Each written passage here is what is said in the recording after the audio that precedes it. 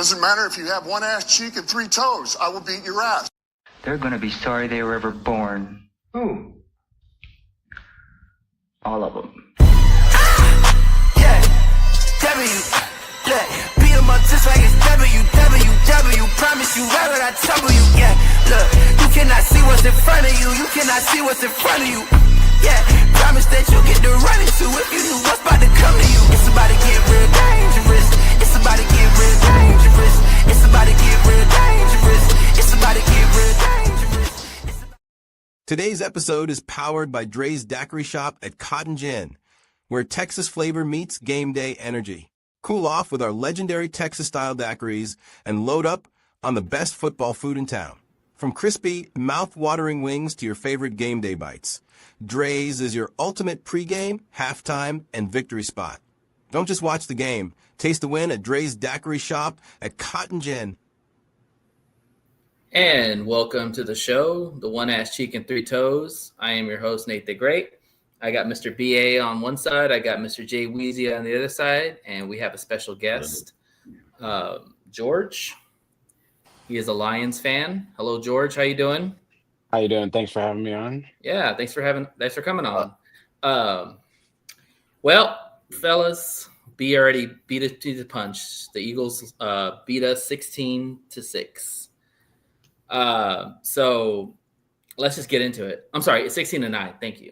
Why change shit? It might as well have been 6 because they scored that field goal later on at the end. But whatever. Let's get into it. We'll start with you, George. Just give us your initial thoughts of the game so far. My initial thoughts, I was watching the game. I was like, well, if the Super Bowl window isn't closed, I hear the creaking sound of it closing because it's not looking good with their interior offensive line being that vulnerable against a stout defensive line like Philly's.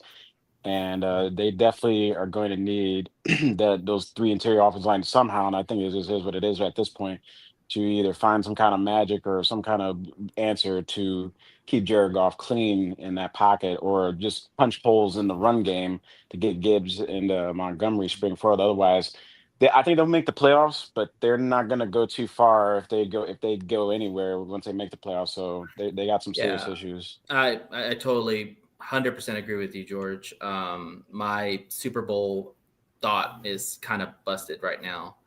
Until that interior line gets fixed, we're going to have problems. It's just simple as that. Yeah. B, go ahead. What were your thoughts? It's funny. People say this, and yet they beat the crap out of Washington. So their offensive line is doing good somewhere, somehow in these games. Mm-hmm. I think the problem that the Lions are having, especially since Dan Campbell has a propensity to call bad games against good teams. I'm sorry. You got to put it out there. That was a bad call. That was a very badly called game with him. And 0 for 5 on 4th downs. You cannot – first of all, you can't play Super Bowl teams like the Philadelphia Eagles and just say, fuck it, I'm going for 4th down. I don't give a damn where I'm at in the field. No, dude, that is not sound thinking. You can't do that against playoff teams. You can't do that. If you go into playoff with that mindset, dude, you're going to lose. And this is the reason why Lions have been losing, because they don't have that. They have that I don't give a damn and go for glory kind of thing. You can't do that in the playoffs. You got to play for possessions. Yeah. So he should have kicked field goals in the parts where they had field goals. I don't care if anybody's, we're doing some wind. Peterson kicked 3 field goals, and 2 of them were against the wind. I don't want to hear all that. Bates kicked a field goal. He kicked a 54-yard field goal. I don't want to hear any of that. I wanted. They need to get scoring off possessions when they have the possessions. Got to go for the scores. Let me ask you a real quick question, because I think there's some truth to what I'm about to say. I do not believe that Dan Campbell trusts Jake Bates to kick long field goals. I don't think that's necessarily it. No, because look, he's been terrible from 50 plus this year. And he has pulled 40 plus kicks. And he trusts his offense more than he trusts his kicker. Remember, this is the issue we had a while back with him. He's hit or miss. And I think that Dan rather put the ball in Goff's hands and his players' hands than put a kicker out there who has not been consistent. Well, that's exactly what I'm talking about. Ignorant thinking. You cannot think like that. Your kicker gets paid to kick. If he can't kick, then you get another kicker. That's probably gonna happen if he keeps on top of that though, Jake Bates came up big time for the Detroit Lions multiple times. Houston, that Green was Bay. last year. It's a couple of games. But I mean, he has built the rapport with the Detroit Lions. You said that last year about him too, though. Nate, but this year he has missed. But this year, look at it. I don't know what his record is. But his record is terrible this year. I mean, you cannot sit there and let him sit on the bench and take points off the board because he's 0 for 5 from 50 yards. Nate. No, he's not. Okay, because he hit a 54-yard field goal. Okay, 1 for 5. 1 for 5. I think Jake Bates has missed a total of about 5 kicks this year, but he hasn't been that bad. That's 5 too many. But I would say true, and that's fine. And I would say the point about how Dan Campbell doesn't trust kickers as much. I think that's more so the player in him, because I mean, when you think about it, players, I go in here, I put my body on the line. You're coming on the field. You don't really have to put your body on the line. Now, however, Jake Bates has saved some special teams touchdowns that could have broken this year. That is true. He has been a better tackler than a kicker this year. That is fact. You know something, but you want to know something? Dan Campbell is an analytics type guy. And that's not always the way to go, because analytics doesn't factor in injury. It doesn't factor in the weather or who you could be playing against. You just see numbers that says go for it. And Dan Campbell goes off of those numbers. So I look at Dan Campbell and Jake Bates' relationship is like, I'm only going to use you if I need you. But if I feel like I can actually pick up a first down, or if I can score in these next 2 drives or possessions, I'm going to do that rather than kicking a field goal. And he came on a radio station earlier today, and you heard his interview. You know, he really didn't have a lot of faith in his offense. He wanted his defense to really pick up a lot of slack. That's what he wanted. He said the strength of the team was having playmakers in the defense. That was what he had said on the radio station. Well, if you said that, I think he kind of contradicted himself a little bit, because if you had faith in your defense, while they had good field position most of that game, then you send out your best punter, who's one of the best in the league, and just pin Philly back. Because now I couldn't have predicted going into that game that it was going to be a low-scoring game. But as you see the game play out, I'd say midway through the first quarter, maybe going into the second, okay, this isn't going to be a barn burner. And yes, some of those 4th down calls, although I've made my peace with it, because that's kind of what's gotten us here. Stan Campbell, it's not the same team. It's not the same team. And I would say just kind of the opposite. I don't think he trusts his defense as much, because if you trust your defense, you'll just play the punt, play the field position. And just to be honest, that secondary is basically shoestring and bubble gum and duct tape right now. But right now, at this juncture, how that game was playing out, I could actually trust that secondary better than I can trust the interior offensive line. Yeah. And that's just and that's where Dan Campbell's going to have to adjust his thinking about, hey, we're not getting the points, or we should take the points, but if we're still at the 40-yard line and it's windy or whatever the conditions may be, then let's just pin them deep, because Jalen Hurts, and it's actually been shown, like, our interior offensive lines have been a problem. The Eagles haven't really been able to run. They haven't been scoring a lot yet. Their defense has been supreme. And our defense right there, actually, to my surprise, that defensive effort right there was the kind of defensive effort you're going to need in the playoffs. Mind you, Absolutely. I'll say this, I've been screaming about an extra edge rusher, which I still think we need, and in the offseason. But now that's a glaring need, because I still think they're thin up front on both sides of the ball, and it's just more glaring on the offensive side now. And I mean, while I agree with that, but you said something, George, that's intriguing. You said for the most part, we had good field position on defense. I think that's the reason why he didn't punt and he went for it on the offense, because he's like, hey, if I don't get it here, I'm going to trust my defense to go out and get a stop. And this defense stood stout. Now, while it may have not been a good game plan and it hurt them in the end, he trusts his defense. He came out and said that was the strength, that defense. He trusted his defense to get stops, to get key stops, and they did that when it really mattered. It was the offense that really sputtered. The offense didn't have that same spark that they did that kind of put the game on ice. I mean, really, let's be honest. We're upset with field goals. Well, hold on one sec, really quick. We're upset about him not kicking field goals. But you know something that kind of threw it off? Jamison Williams getting that fucking penalty, man. That was a big critical penalty. We lost by 6. It wouldn't have mattered. But hold on, let's put it into perspective. If you get it and you go up 7-6 against the Philadelphia Eagles, who's to say they don't have to switch their game plan and play a little bit more desperate? You can play the field the way that you too. Right. You know, that was critical. I'm not gonna kill him. That was a big if we lose by 1 point, yes, I will kill him for it. But we're not. I think it changed the trajectory of the game. And that's why I texted you guys. And I'm like, does J-Mo have rocks in his head, dude? Because why are you doing that? Why? Because he does have. Sometimes he has rocks in his head. Go ahead, let's be honest. Go ahead, B. You want to say something? Go ahead. The game. I'm sorry. He kind of threw the defense under the bus because, I mean, as far as his play calling was concerned, you don't go for it in the middle of the field like you do. I agree. Thinking that your defense is not going to stop. He had so much faith in his defense. He was willing to do that kind of stuff. And that killed the offense because when you do that kind of stuff, your offense is already killing the defense because they're not moving the ball right because you're not making the break. 4 straight times you run. And you're almost guaranteeing points. You're almost guaranteeing points on that side because of the you want to know. And you want to know the bad part about it? On the fake punt, the Philadelphia Eagles left their defense on the field in the game. Dumb. Yeah. And he didn't. But that's on him because he didn't know that. Yeah. But then here. I mean, you've seen Jordan Davis, Jalen Carter, and the rest of them guys. But here's footnote. Our brilliant GM passed up on both of them in the draft and didn't trade for Jalen Phillips. Hey man, you just had to bring that up. Let's just stop. I'm just saying. I said this last off season. And I know that means we probably wouldn't have J-Mo or maybe 1 or 2 other players, but we wouldn't have Gibbs. We wouldn't have Gibbs. I know, but you want to know what? You would find a way to figure out because if you had a defensive line, and while Howie Roseman, their GM, has prioritized a defensive line, our GM hasn't. If you had a defensive line of Aiden Hutchinson, Jordan Davis, and Jalen Carter, which we could have had, that sounds like nobody really scoring too much on us. I'm gonna shut this down really quick with you right now. The fact is that Jalen Carter was not on the Lions list for drafting. Period.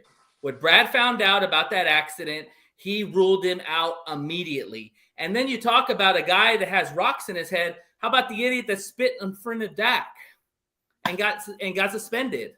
Yeah, I mean, you want that guy on your team? Yeah. Well, that guy has a Super Bowl ring, and we don't. Yeah. He has a Super Bowl ring because of the team. Take away Jalen Carter. If you had just gotten Jordan Davis, which would eliminate Let's put J-Mo, this in perspective. Then you still have Lee McNeil, Jordan Davis, and Aiden Hutchinson. That's those 3 right there. That's nobody's really doing too much with that. Howie Roseman the took defense 6 is years not the to get problem. a Super Bowl.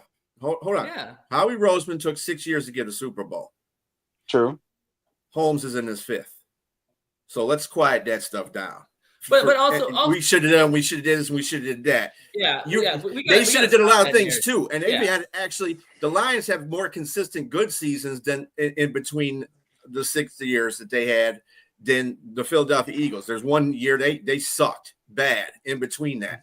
So you can say that the Lions have more consistency in that, but we can't do whatever the case is. The Lions won 15 games last year, and their defense sucked. Exactly. They won 15 games. So either way, they're getting it done. I'm not worried about it. I'm worried about the play calling. That's what I'm worried about. I do have a question to ask you guys. How much of that is like the 15-2 record means nothing because they didn't bring the Lombardi home. Now you said consistently good. We see what consistently good looks at when you look at the Steelers. They haven't won the Super Bowl since 2009. They've been consistently good because they make the playoffs. They make the playoffs every year. You think that fan base isn't starving for a Super Bowl? I mean, no, I get it, but here's the thing. I would rather go all in and be great at all costs and try to get there and put ourselves in the best position to win. Because being consistently good means, you're in the playoff graphics, but are you putting yourself in the best position to get to the Super Bowl? Okay, I'm gonna have to say something because I'm not trying to get at you because it's not your fault.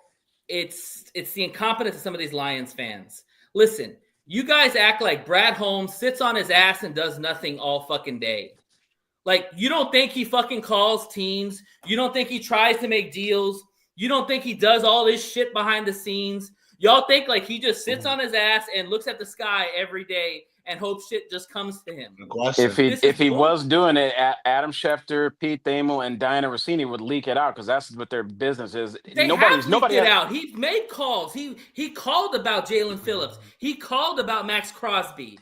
He called about Myles Garrett. Then like, I guess he couldn't trade for Jalen Phillips because he sunk all his third-round capital into Isaac Tesla. No. You know why? You know why they didn't get Jalen Phillips? I'll tell you right now why they didn't get him. Because Vic Fangio coached Jalen Phillips when he was head coach for the Dolphins, so he has rapport, and they said that he was going to play for Fangio. They had a relationship already. If I sweeten the trade deal a little bit better, then maybe the Dolphins send him my way instead of sending him to the Eagles. Why are you sweetening a deal for a guy who's injury prone and you're gonna have to pay? Well, we got a roster full, a defense full of injury prone people anyway. We might as well get another guy who at least is healthy enough to help out right now. We have one player that everybody keeps giving shit about, and that's Davenport. Okay. Yeah, which he's done on. DJ Reader, Ali McNeil. Reader. Have they been hurt this year? No. Ali McNeil got back like 3 weeks ago. No. But y'all, this is the problem with y'all Lion fans. Y'all live in the past. I'm not living in the past. Get the fuck out of the past. Look to the future. Robbie, I'm sorry. I'm so I'll say this. Tired of all these fucking Lions fans who claim they love this fucking team. I love this but yet team. They shit all over whatever moves they make. You know, look, Brad Holmes. Yeah, I am on the edge. There's no doubt. I'm so Brad tired Holmes of has this done shit. a great job in the draft. Then just leave it at that. But you cannot draft and develop your way to a Super Bowl when yes, you can. team. No. The teams who've been to the Super Bowl, especially coming out of the NFC in the last 5, 6, 7 years, have all drafted well, but then they've all used their draft capital to make trades to acquire players, better players to help put the icing on the cake to get there. Who did the Chiefs acquire to win the Super Bowl? Tell me. The offensive line. Yeah, especially after they lost. They drafted. They drafted. Yeah, because remember when they remember when they played the Chiefs. Mahomes was drafted. Tampa Bay had. I mean, look, like I was saying, Brad Holmes has done a great job in the draft, but unfortunately, when it comes to trades and free agency, he's not a killer like Harry Roseman is. We have to pay our own. We have to pay you our what? own. You know what I've seen thus far in the past 3 years? Our own is pretty good. It's not good enough to get to the Super Bowl. How do you know that? We had a defense that was out all last year. If that defense was this defense here, we would have been the Super Bowl. Tell me if I'm defense wrong. primarily is defense because everybody's just now getting back. Tell me if I'm wrong. Just getting back. If we had the defense that we have this year with that fucking offense last year, will we not be in the Super Bowl? Tell me if I'm wrong. If they stayed healthy all year, maybe. Okay. But they didn't stay healthy. And Ali McNeil just got back 3 weeks ago. Rodrigo's just not coming back. And Terry Arnold's going to still be out for a while. The thing is, it doesn't happen. And the thing is, this is what I've been trying to say, really, for the most part. When you're talking about adding people on, this is for like times like last year or even now. People get injured. You're not going to walk into the playoffs 100% injured. 100% healthy. It's the playoffs. It's football. It's a long season. People are going to be banged up, and you're going to need depth. That's just something I feel like the Lions don't have a lot of. While I thought they did, they really didn't show up. Don't have the depth. Okay. Well, they lose their starters. Their depth isn't that good either.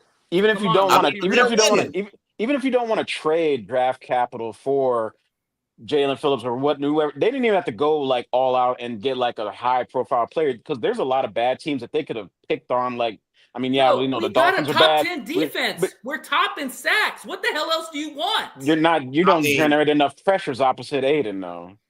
Oh my God, man! You don't scored 16 points. And you want to know what? Most of those sacks are generated off of blitzes, and most of the elite quarterbacks. No, Shep is not a blitzing guy. He rushes 4. Not all the time. I mean, he rushes 4 sometimes, but when they get sacks, they're generally. I mean, didn't Brian Branch get a sack last week? You had to send an extra rusher. Yeah, but it's Jalen Hurts compared to freaking Marcus Mariota. And sometimes they freaking oranges. And But what then he's saying is for he's a guy still like Jalen Hurts, they kind of had to rush 5 because they know he can escape the pocket, and they don't Yeah. have enough. And when it comes to rushing 4, to get just to create havoc, and that's the difference between our defensive line and their defensive line. Listen, Their we defensive line, they could gotta rush stop 4. with this defense. We gotta stop with this defensive crap, man. They're top 10. They're one of the top But- defenses in the NFL. but- Stop, Jay. And they're gonna get better. So, But you got to also look at it and say, we cannot who score are on the the fucking teams- ball on the offensive side. who are the teams that they're beating in this kind of way? These Who aren't gives a top shit? That's on our I mean, list. well, We gotta, you have to we think gotta that play. way. You have to think that way because you're not going to go up against the Washington Commanders in the playoffs. Jay, You're not going to play the we played the Jalen Packers, Daniels. when we played the Chiefs, when we played the Eagles, we played the Vikings. Maybe not the Vikings, but those other teams, the defense played pretty lights out. It was But a you wanna fucking know offense something, though, that Nate? could I'm not run glad the you said football those and teams. could not protect Goff. I'm glad you said those teams because you want to know what the Lions did with those teams? They lost. Yeah, They lost. because of our offense. We can't fucking protect the quarterback. Right. We can't run the football. And Our you interior could- line you is the could- biggest you couldn't weakness. get enough pressure on Patrick Mahomes or Jordan Love or It's Jalen Patrick- dude, Hurts. He didn't kill us. Come on, I mean, like they No, but did you enough. didn't. But you didn't put him on the ground or force him to throw an interception either. Yeah, and not everybody can do that with Patrick Mahomes. B, I'm sorry. Uh, man. The Eagles I'm not did in the used to Super being Bowl. quiet. I'm used to you yelling and screaming at me, man. What's going on, bro? Oh, it's ridiculous. You know, man. I want the same energy when the Lions win, though. That's the problem. Yeah, That's the seriously. problem. I'm used to you This is the yelling problem I have with Lions fans. They like to scream and yell and talk about, oh, we're not going to the Super Bowl because we lost the game. But when they win, I don't hear any of that shit. So I don't Well, wanna hear none yeah, of that shit when they lose either. win, and I'll be quiet. Lose, and we got something to talk about. They're 6 and If you- 4. if- They're as right long in the as- race. as- Where's the they doom won- and they won gloom? 15 First of all, last the year. Lions are an entertainment product. As long as you win, I'm happy. But if you're not winning, then I'm not happy. It's We clear can't and be simple happy. as that. I mean, When I you're- can't. And you want to know what? We've been riding with you when you weren't winning and we weren't happy. So now that you're winning, the expectations have gone up. So I And expect that's you fine. to win. And that's fine. The season's not over. that's all I'm We're 6 and 4. no, it's not over. And they got enough in front of them that they can literally make a run. Like there is no reason to panic. Well, If there's any panic, it's but the there's a interior reason to have line. concern, though. There is a reason to have concern Sure. because that Yeah, was the interior defending line is the that was concern. the defending Super Bowl champs. So you have these tests you have. It's a measuring stick game to see how you stack up. And what we saw how they stacked up against the best means that they lacked, especially on the interior offensive line, that they're going to have a problem with going forward, and everybody can see that. You saw it against Minnesota. You saw it against the Chiefs. We knew that You going saw- into the you saw- season. We knew that I going know, into the season. and That guess was the what? problem. You can lay your frustrations and blame on our brilliant GM for not addressing Frank Ragnar's retirement. He did it after the draft, man. What by trying to shake some more money in Kevin Zeiler's face to keep him home and not let him go to keep him home, not let Zeidler him went go home home. because of his family, man. I know, but you want to know what? He should have offered him some. You have $40 million in cap space coming into this season too. You should have said, "Hey, look, let's chase this ring. I know you want to go home. Here's a little bit more money. You don't have a ring yet. You're a hell of a player. Let's just keep this going and just give me one more year. Here's an extra few $1 million. What's it going to take to keep you here?" He didn't do that. You went to this offseason. Yes, you paid JMO. Yes, you paid Hutch, but you still have millions more. You still have money to spend. And most of that stuff's not going to kick in for a couple years anyway down the line. And people like the other GMs, especially the really good ones, play around with the cap because they are trying to win at all costs. Even if we had I agree Zeigler, with you on you're that still one, gonna George. have I don't know problems why with they Tate. let Zeitler go. That was Even if you have Zeigler, you're still gonna have problems with Tate because he's still a rookie. You're still gonna have problems with Graham. Like even the tackles are giving up pressure. You know what it is. And here's my hot take. I told you I was gonna give you a hot take right now. Mm-hmm. I think Hank Fraley's got to go. No, What? I'm gonna tell you. Absolutely why. not. Stop Hell talking. no. Stop talking. I'm gonna tell you why. No. I'm gonna tell you exactly why. Hank I'll tell Fraley? you why. Hear me out. Let me tell you why. All right. When Hank Fraley came on to Detroit, he had Frank Ragnow, he had Jonah Jackson, he had Taylor Decker. Is that facts or is that a lie? I don't know how long he's been there exactly, but yeah. Those are facts. He's been there. He also had Graham Glasgow. He's been here since Patricia. Exactly. Oh, so yeah. he's from the Quentin Trisha era? Yes, he's a carryover Okay. from Patricia. Okay. So he had all those guys in tow. He even had Graham Glasgow because they drafted Graham. from Michigan in one of those years. He has had good players on the line. Now, I'm not saying he's not a good coach, but now you're seeing the line with young guys that are unproven and they're not getting it done. This is week 11 and Tate is still whiffing. Mahogany's not healthy. Awashika looks horrible. Even the tackles are giving up pressure. Sewell and Decker are giving up pressure on both sides.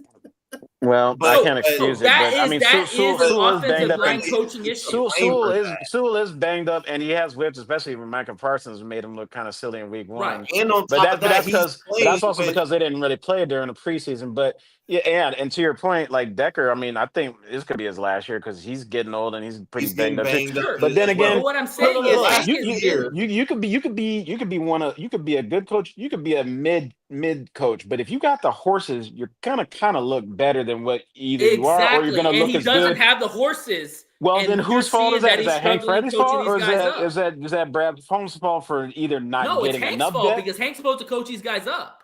I can't say that. You know what? Then how do I coach up? You can't say that. What are you talking about? Think about this. Position coach supposed to do? Past 3 years, the Lions have had one of the top offensive lines. How do I coach up a rookie?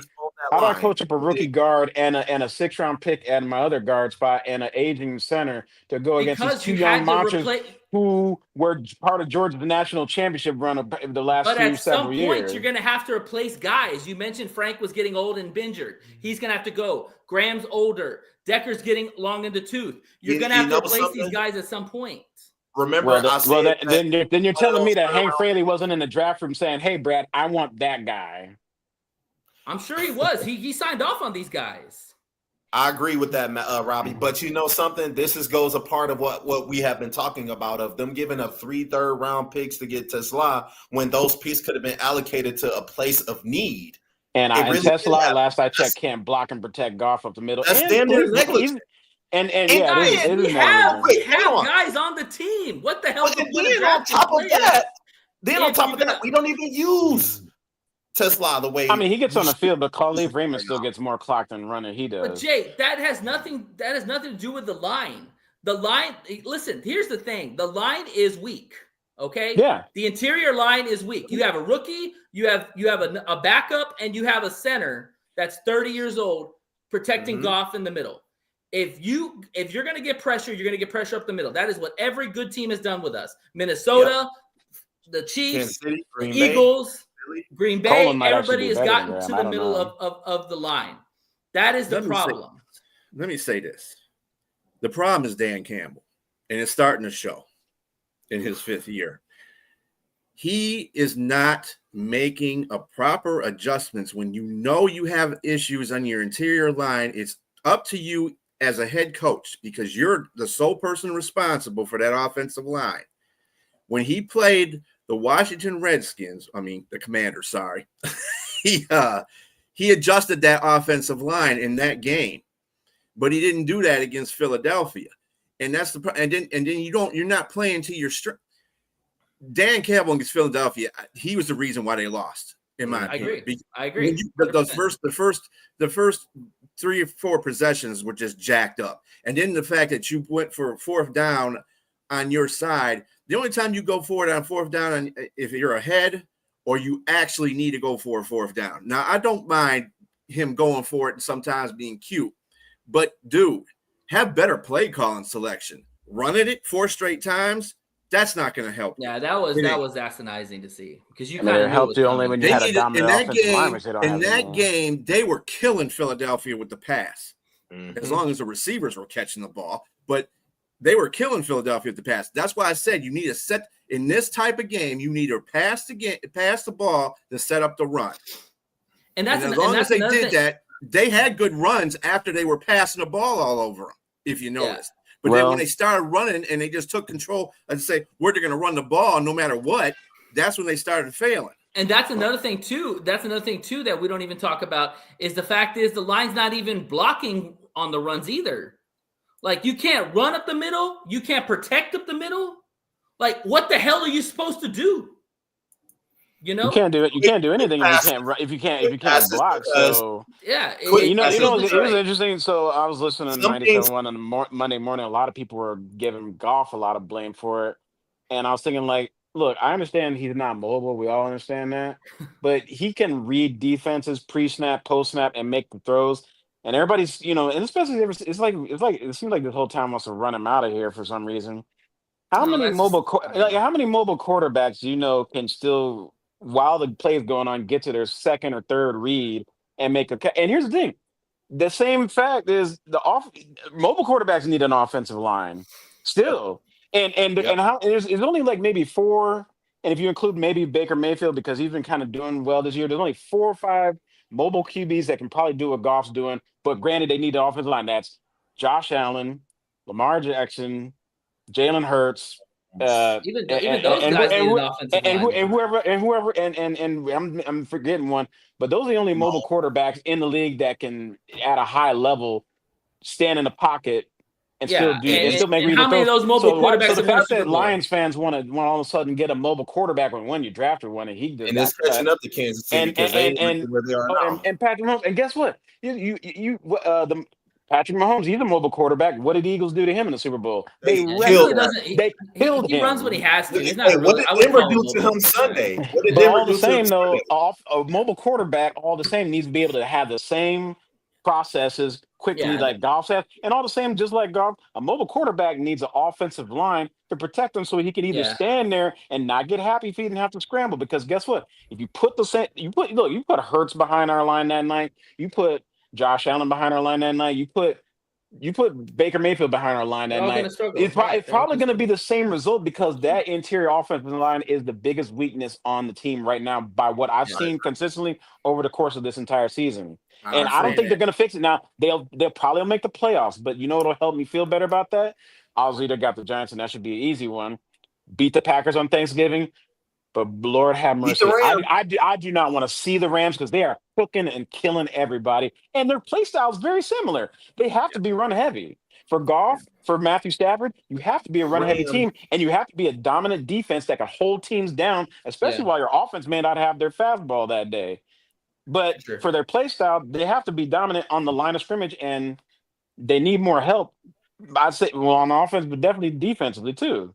And they're Hey, just for kind sure. of not there right now. So, am I worried about the Lions missing the playoffs? No, but I don't think their Super Bowl run is going to be. I don't know if they're going to do it this year because you've got to go back to Yeah, Philly. If they make the playoffs, and let's say you get out the wild card round, because they lost your shot as a 1 seed. If Philly closes out, wins out, that's fine. They're going to have to go back to Philly, and not just on a cold November night when that was windy, but in a cold January day or night that could Snowing. be windy and snowy.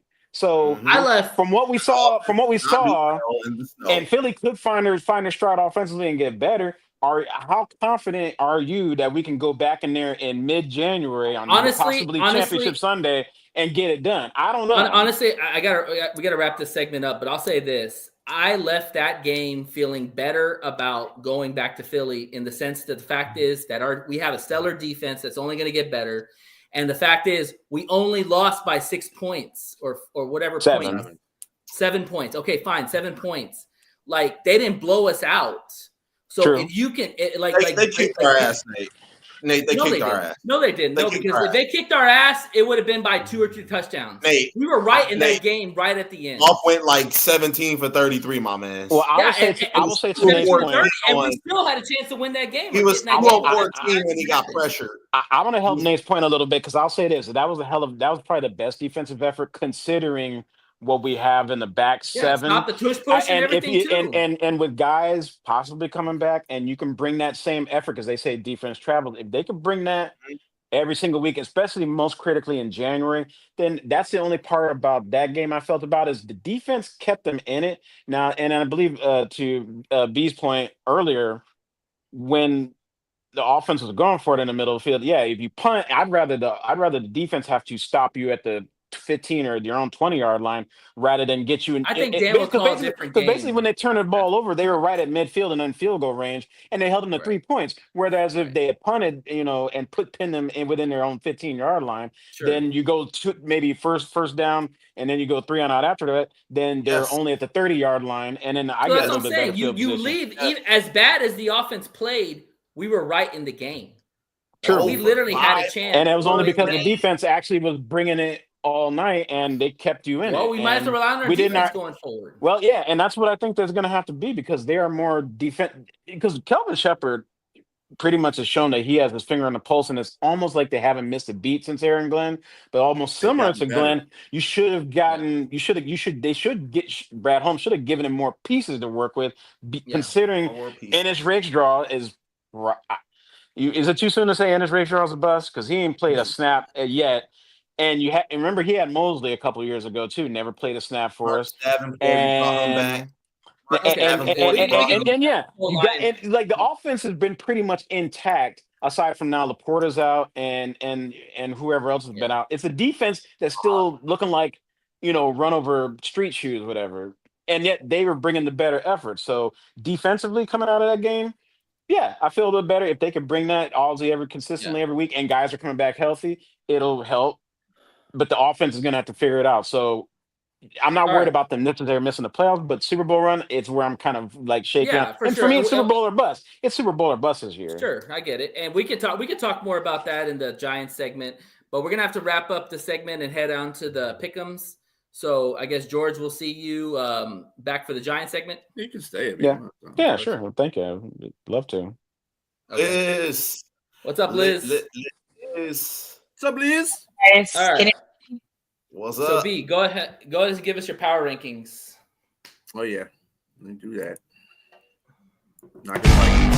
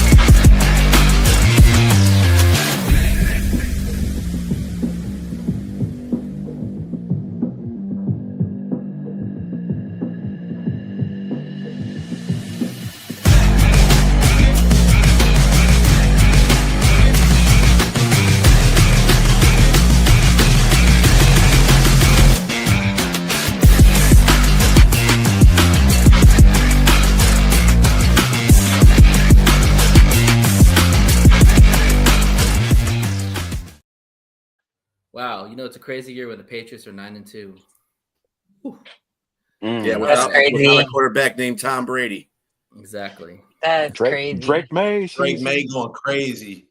Yep. Mhm. All right. Never We're gonna go. picked Drake. All right, B. Give us the picks rundown.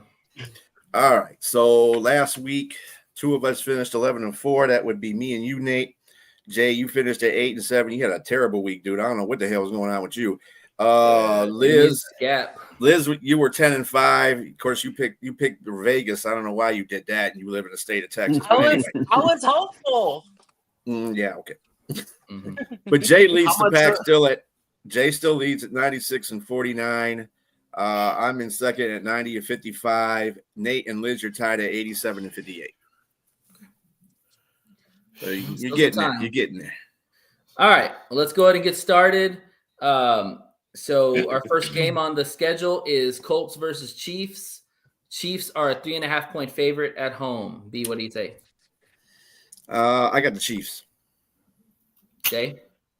I got the Chiefs. They covering that for sure. All right. Liz? Chiefs. Yeah, I'm going Chiefs. They got to win. They're 5-5.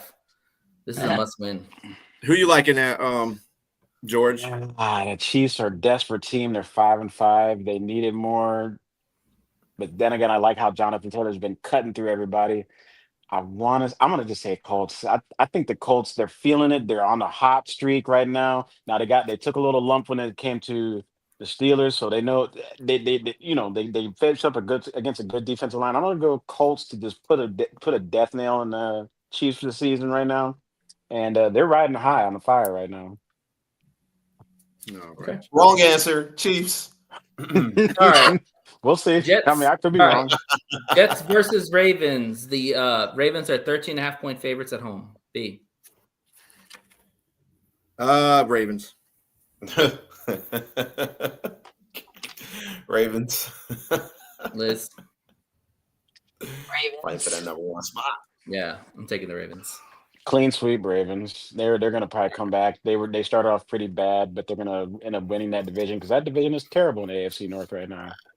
Mm-hmm.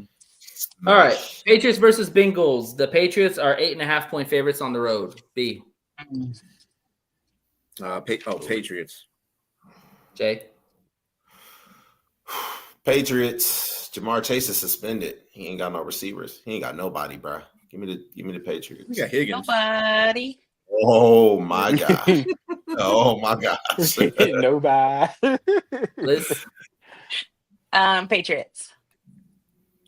I'm going upset special. I'm taking the Bengals. Ooh. Yep, it's at home. I know They Chase gonna is out. score. How they gonna score? Is Joe Burrow back? No. Joe, Nope. he's not back. But was he? Well, they started. They activated him off of injury. Patriots reserve, right? defense is He's in that window. Okay, right so now. he's not playing. Yeah, it's gonna. Yeah, he's it's not gonna be- playing. No. And plus, the All right. Bengals, their players hate that organization because they're just mistreating them all kind. Yeah, Patriots will win that. We'll see. All right. And Seahawks versus Titans. Seahawks are 13.5-point favorites on the road. B. Bingo, free Really? square. We really gotta add. Is anybody taking the Titans home? Not me. Man. always remember forever the night they played the Titans. All right. Yeah, that's a movie, man. Not real life. 26 blast with a backside Georgia verse. All right. Steelers versus Bears. Bears are 3-point favorites at home. B. Is Aaron Rodgers out? I know they said his hand he got a broken bone in his Yeah, mouth. Mason Throwing Rudolph Yeah, is probably he's going to out. start. He hasn't been ruled out yet. He hasn't been ruled out yet, but I'm pretty sure Mason. Well, I saw that on my ESPN app. He's not going to be out, but I don't. Yeah, I don't think he's gonna play. I trust Mason Rudolph. The Bears are so inconsistent, though. The Bears are winning based on the fact that the teams that they're playing are just ass. Like And their Cincinnati, defense is- they should have lost that game, but They're just because winning games Cincinnati by the can't margin. tackle a damn tree, they won that one. The Bears' defense then is they played the decent. Giants, and the Giants said, "You know what? Fuck it, we don't want to play the fourth quarter anymore." So, Right. The Yeah, Bears' but it's defense at is home. What's decent. your pick, B? What's your pick? and you know what? I'm going Steelers in this one. All right, Jay. What? I'm going the gummy. I'll take the Steelers. Why not? Okay. Give me the Steelers. I'll take the Bears because even though they're Jekyll and Hyde, their defense is decent enough, and Caleb Williams may trick around and get them up by 2 touchdowns, and I don't know if the Steelers can come back and spit from behind that far. So I'll go with the Bears, even though they may flip on me and Their end up actually offense being is better than bad. their defense. Their defense ain't shit. Actually, Right. can I change that? Can I change that? Let me go with the Bears. No. Yeah, no more changes. The No more Bears are- changes. You staying with As long those as you make it Steelers. during the pick, that's I'll- fine. What do you I'll got, sound Liz? Bears. Yeah, go ahead. Bears. I'll take the The Bears. Bears. Give What me do you the got, Bears. Nate? Liz, you taking the Bears? I'm taking the Steelers. Give me the Bears. Yeah, I think the luck runs out for Chicago this week. Not All this right. week. Vikings versus Packers. Packers are 6.5-point favorites at home. B. I got the whack pack. Jay. Who wants to be terrible the most? Yeah, give me the Packers. I think the Packers take it. JJ McCarthy Liz. is trash. I'm Yeah. sorry. Liz. Green Bay. Hey, and that's a Michigan fan saying course. it, and I can Of say, course you wanna co-sign, beat and I Green can Bay, Liz. co-sign with you right there. Yeah, I'm going with winning. Packers too. Yeah.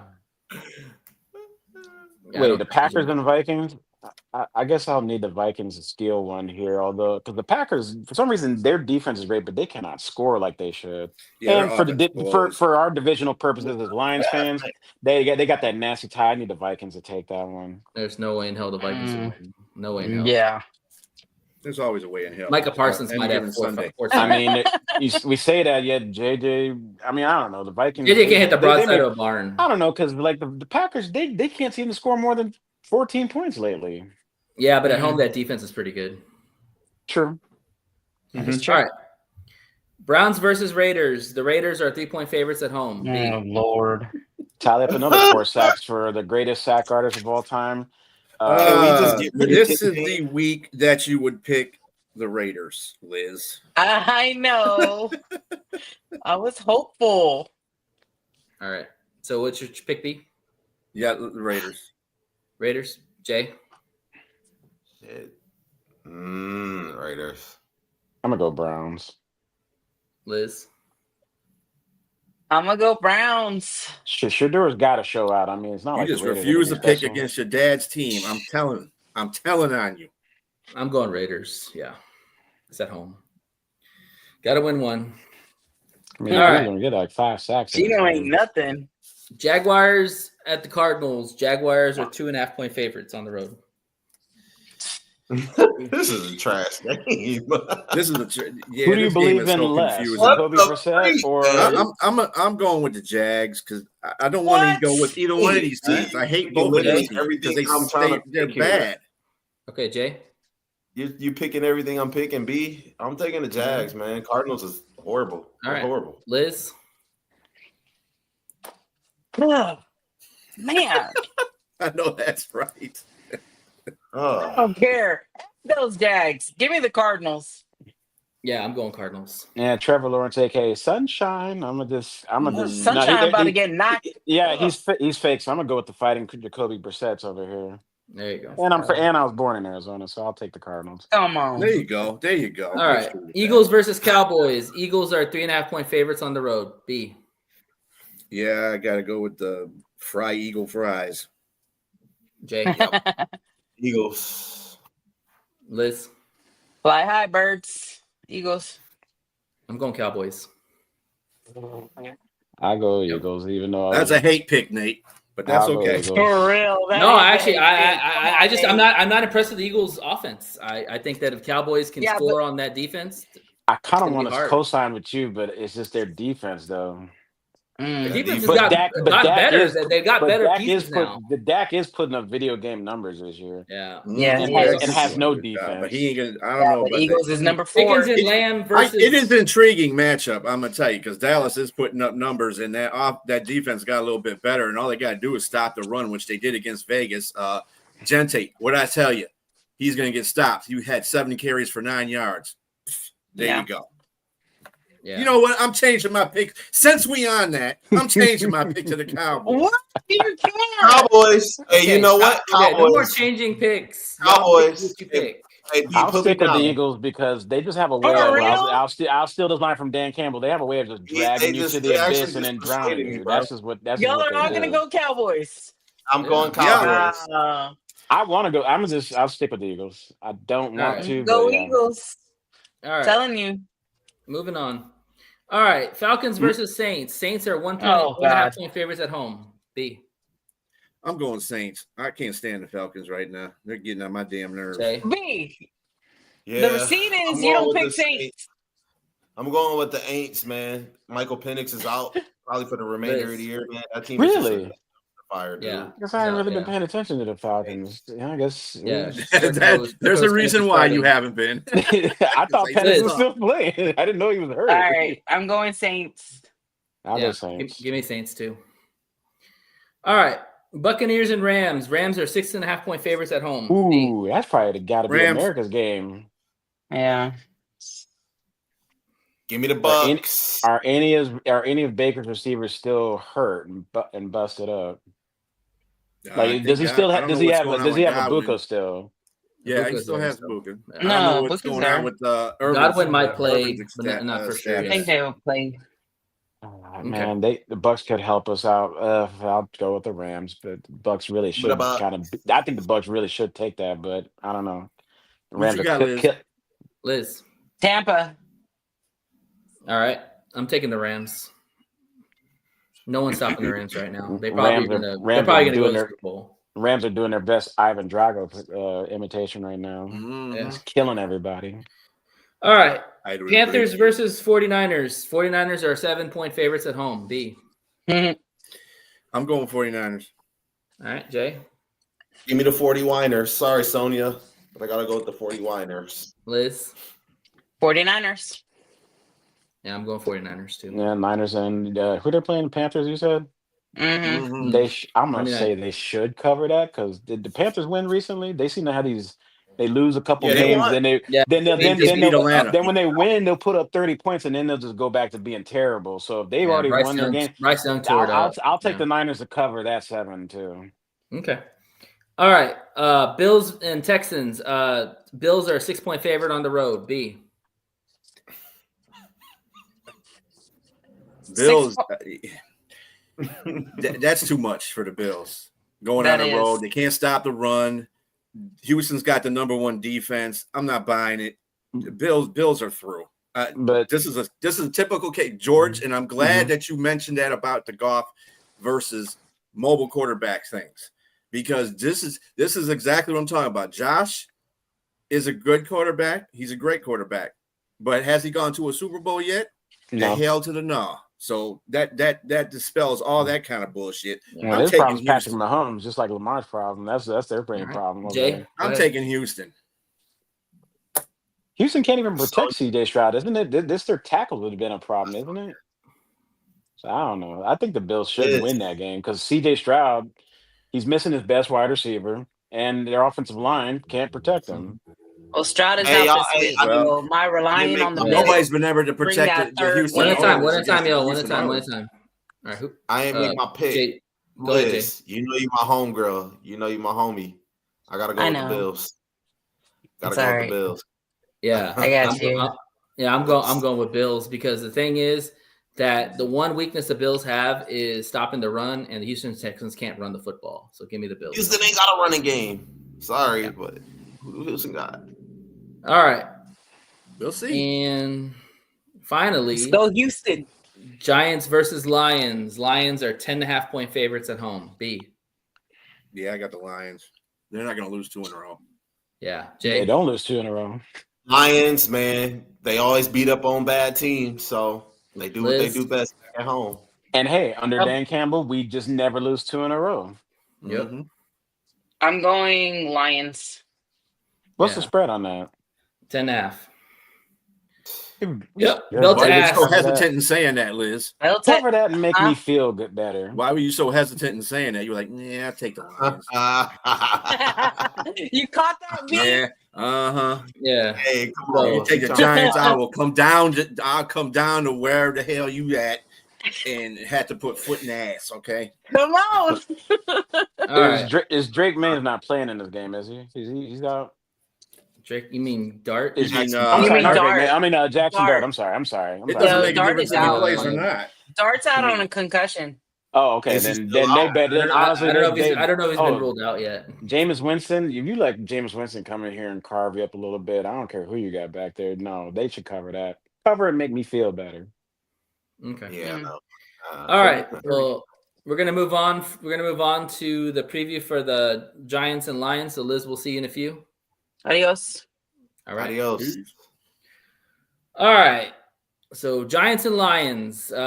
This is definitely one of those games where you expect the Lions to come out and really take belt to ass to this team. The Giants are in just influx right now with a lot of issues going on. Their quarterback might be out. I do worry about their D-line because their D-line is playing really well. Brian Burns is one of the best sack artists out there, outside of Myles Garrett this year. So again, it's going to be about protecting Goff.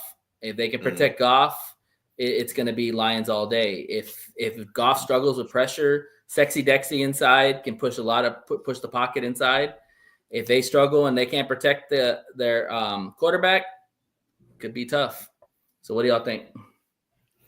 Yeah, this game is going to be based solely off of how well they protect Goff. I think they'll win, but I mean, they got 3 really good edge rushers that they put pressure on.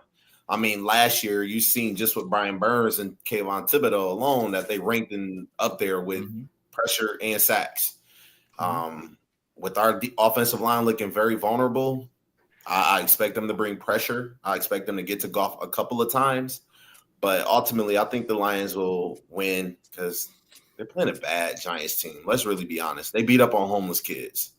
So, yeah, I think the Lions should win. I mean, this they game. fired their coach. I mean, that's all. Ryan you need to know Daboll is Jackson Dart is out. I mean, obviously, you're going to have Jameis Winston throwing. But I don't know if Jackson Dart's been ruled out yet. I have not heard anything about him being ruled out. I wouldn't be in a rush to bring him back because what are they playing for? You see that record right there? They are 2-9. 2-9, yeah. They're playing for the number no one pick, reason basically. to rush him back. And if you rush him back, that says a lot about who's ever running the team and the GM that's allowing that to happen.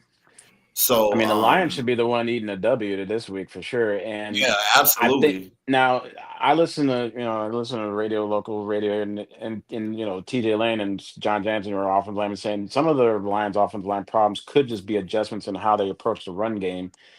So I think they need to find whatever tweaks they need to make against that front and try to be more their ground and pound selves, even though they struggle with that, or get a little more creative on how to approach the run game. Ground and pound and set up play action, deep shots to JMO, St. Brown coming crossing routes over the middle, and figure out who's going to be the third down answer for Goff, because obviously Laporta's not coming back for a while.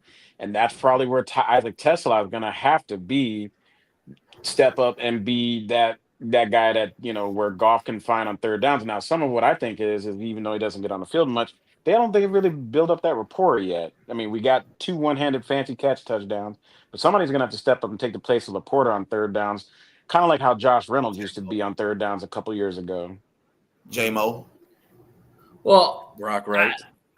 I think if you're talking about the third down savior, it's St. Brown. Like him and St. Brown need to get on the same page. Right. And I do expect this game for him to eat a lot because let's be honest. I mean, the cornerbacks for Philadelphia did a really good job on St. Brown and JMO for the most of the game. And yeah, Laporta was heavily missed because, with St. Brown and JMO being locked up, you don't really have an option that eats in the middle like Laporta does, And so I think it's paramount for the Lions to get St. Brown going early and often in this game. I don't see that being an issue because the Giants secondary is not really that good. It's just a matter if we can run the football. I think you hit the nail right on the head. If we can run the football consistently, which we should, because against crappy teams, we run the football good. I think they will. I think they're going to run the ball crazy. Yeah. Anybody knows that St. Brown's had a little bit of a dropsy problem this season? Except it's funny. I was really happy about this going in the offseason. Madden came out. Although I don't have the video, I don't have Madden. I played college football game, but when I found out that St. Brown had a 99 overall catch rating on Madden this season, I'm like, well, dang, that's nice and something to tout. But he hasn't been playing like he has a 99 catch rating this year. He's dropped at least a pass in almost every game the last few games. I mean, he's human. He's not some of the criticism I've heard. I'm sorry. Some of the criticism I heard from Goff is he's like, well, he's always throwing at their feet. Yeah, because when he's getting pressured, he doesn't want to put ball in harm's way and throw a pick. I mean, when he's throwing a pick, and we've seen how Goff is throwing some picks, but some are either like this last one was tipped. He throws at their feet on purpose so he doesn't put it in harm's way. He dirts it on purpose to save one to not take a sack and lose yardage, and to just get rid of it. So. Yeah, and every pass is not going to be perfect to a receiver. They gotta help their quarterback out just as much as the quarterback's trying to help them out. And Brown has not been playing at his level. He needs to go out there and catch 252. He's that jug machine now. Right. Machine, man. I totally disagree about that coverage by Philadelphia. Philadelphia was getting their ass kicked by the receivers. They couldn't cover nobody. Well, J-Mo had that one cut across when he got that touchdown. J-Mo cut. Nah, nobody could catch his ass. They couldn't catch him. Not St. Brown. Drop passes were the problem. Right, but St. Brown after that big play was locked up the rest of the game. He had Goff was 2 for 12 when targeting Amon-Ra St. Brown. He was 2 for 12. So he was pressured when he was doing that too. And going back, that was it too. I think it was a lot of pressure because Goff went 1 for 14 when he was pressured. So I think a lot of it played a factor as well. Yeah, and added to that, like what he said about Philly's secondary not necessarily being sticky with them. Yeah, where there was open receiving, especially when Brock Wright was open on that one incompletion in the end zone, but Goff got sped up because both Decker and Sewell caved in on the pocket. So when you speed up the time in the pocket by creating that pressure, then your guys aren't going to be getting open as quickly. And I'll give a little bit more respect to Philly secondary. They are good. Cooper DeJean and them are, and Quentin Williams, they're back there. They are good, but when you can get a little bit more time, then yeah, JMO and Amon-Ra are going to get the separation. Well, And as fast as JMO is, it takes time for him to really get down. Golf needs more time in the pocket, really, is what well, it I'm also saying. comes down to the interior, because if the pressure's coming in the middle, Goff can't step up in the pocket, and he's not going to go east or west.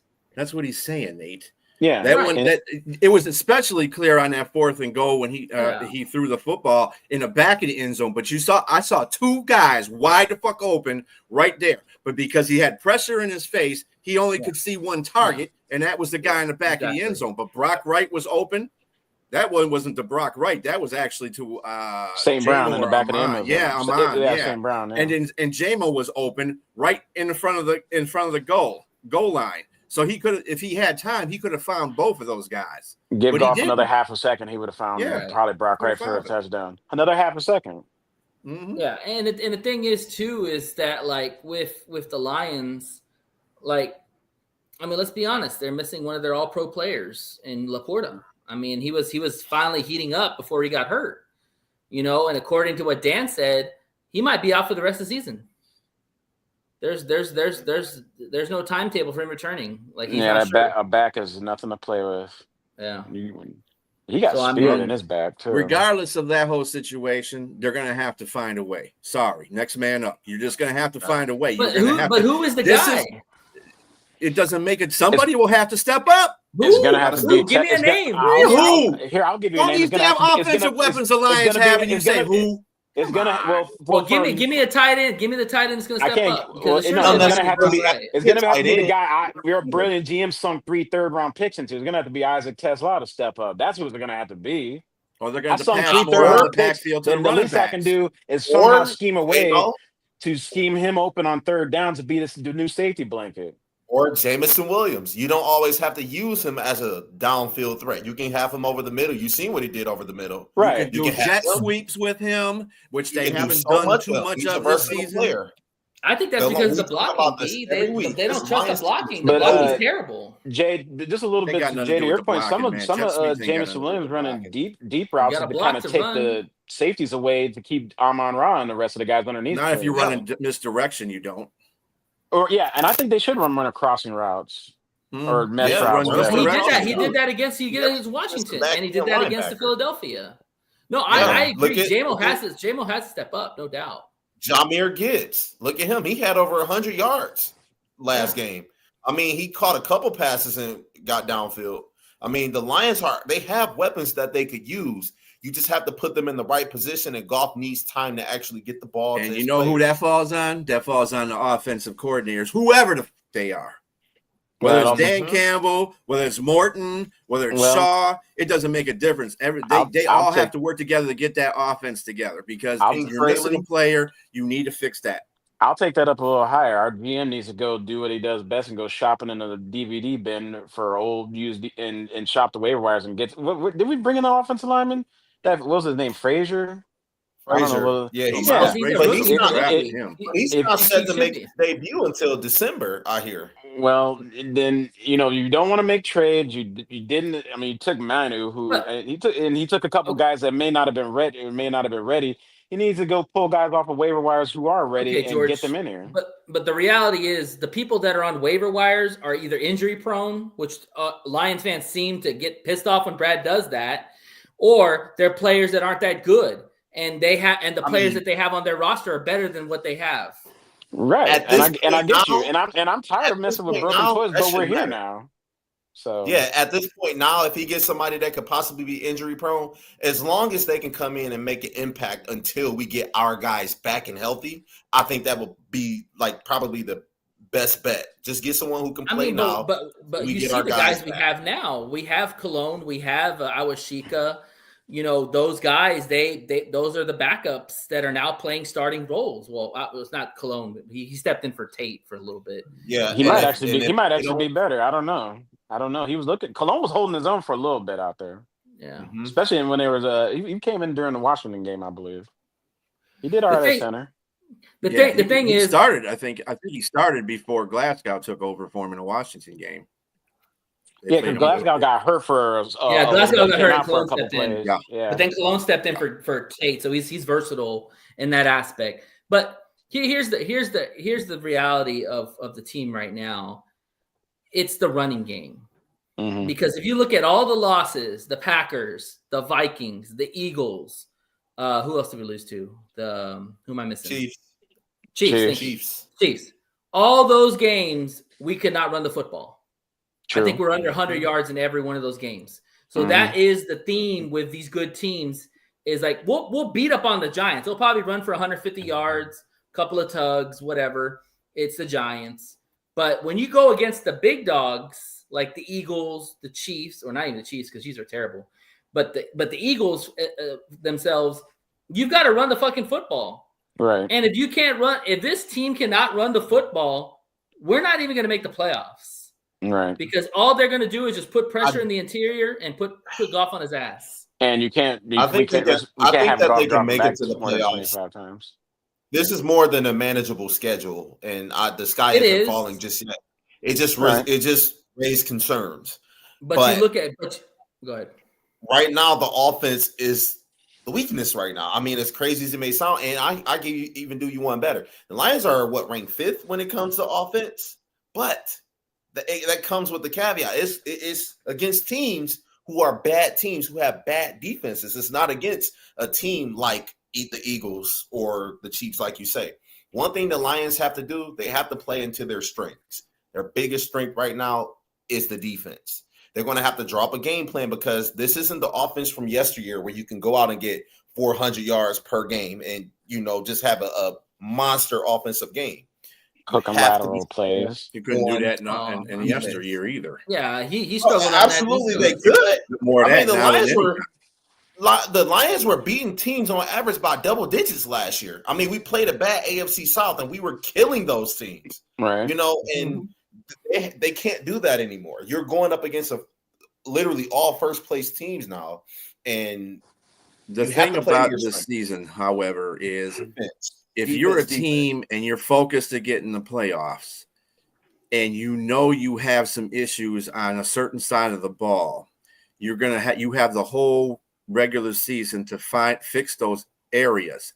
And to a point, we get miffed about the losses that they're taking right now. But at the same time, they're still struggling to find consistency on the offense because of the interior line.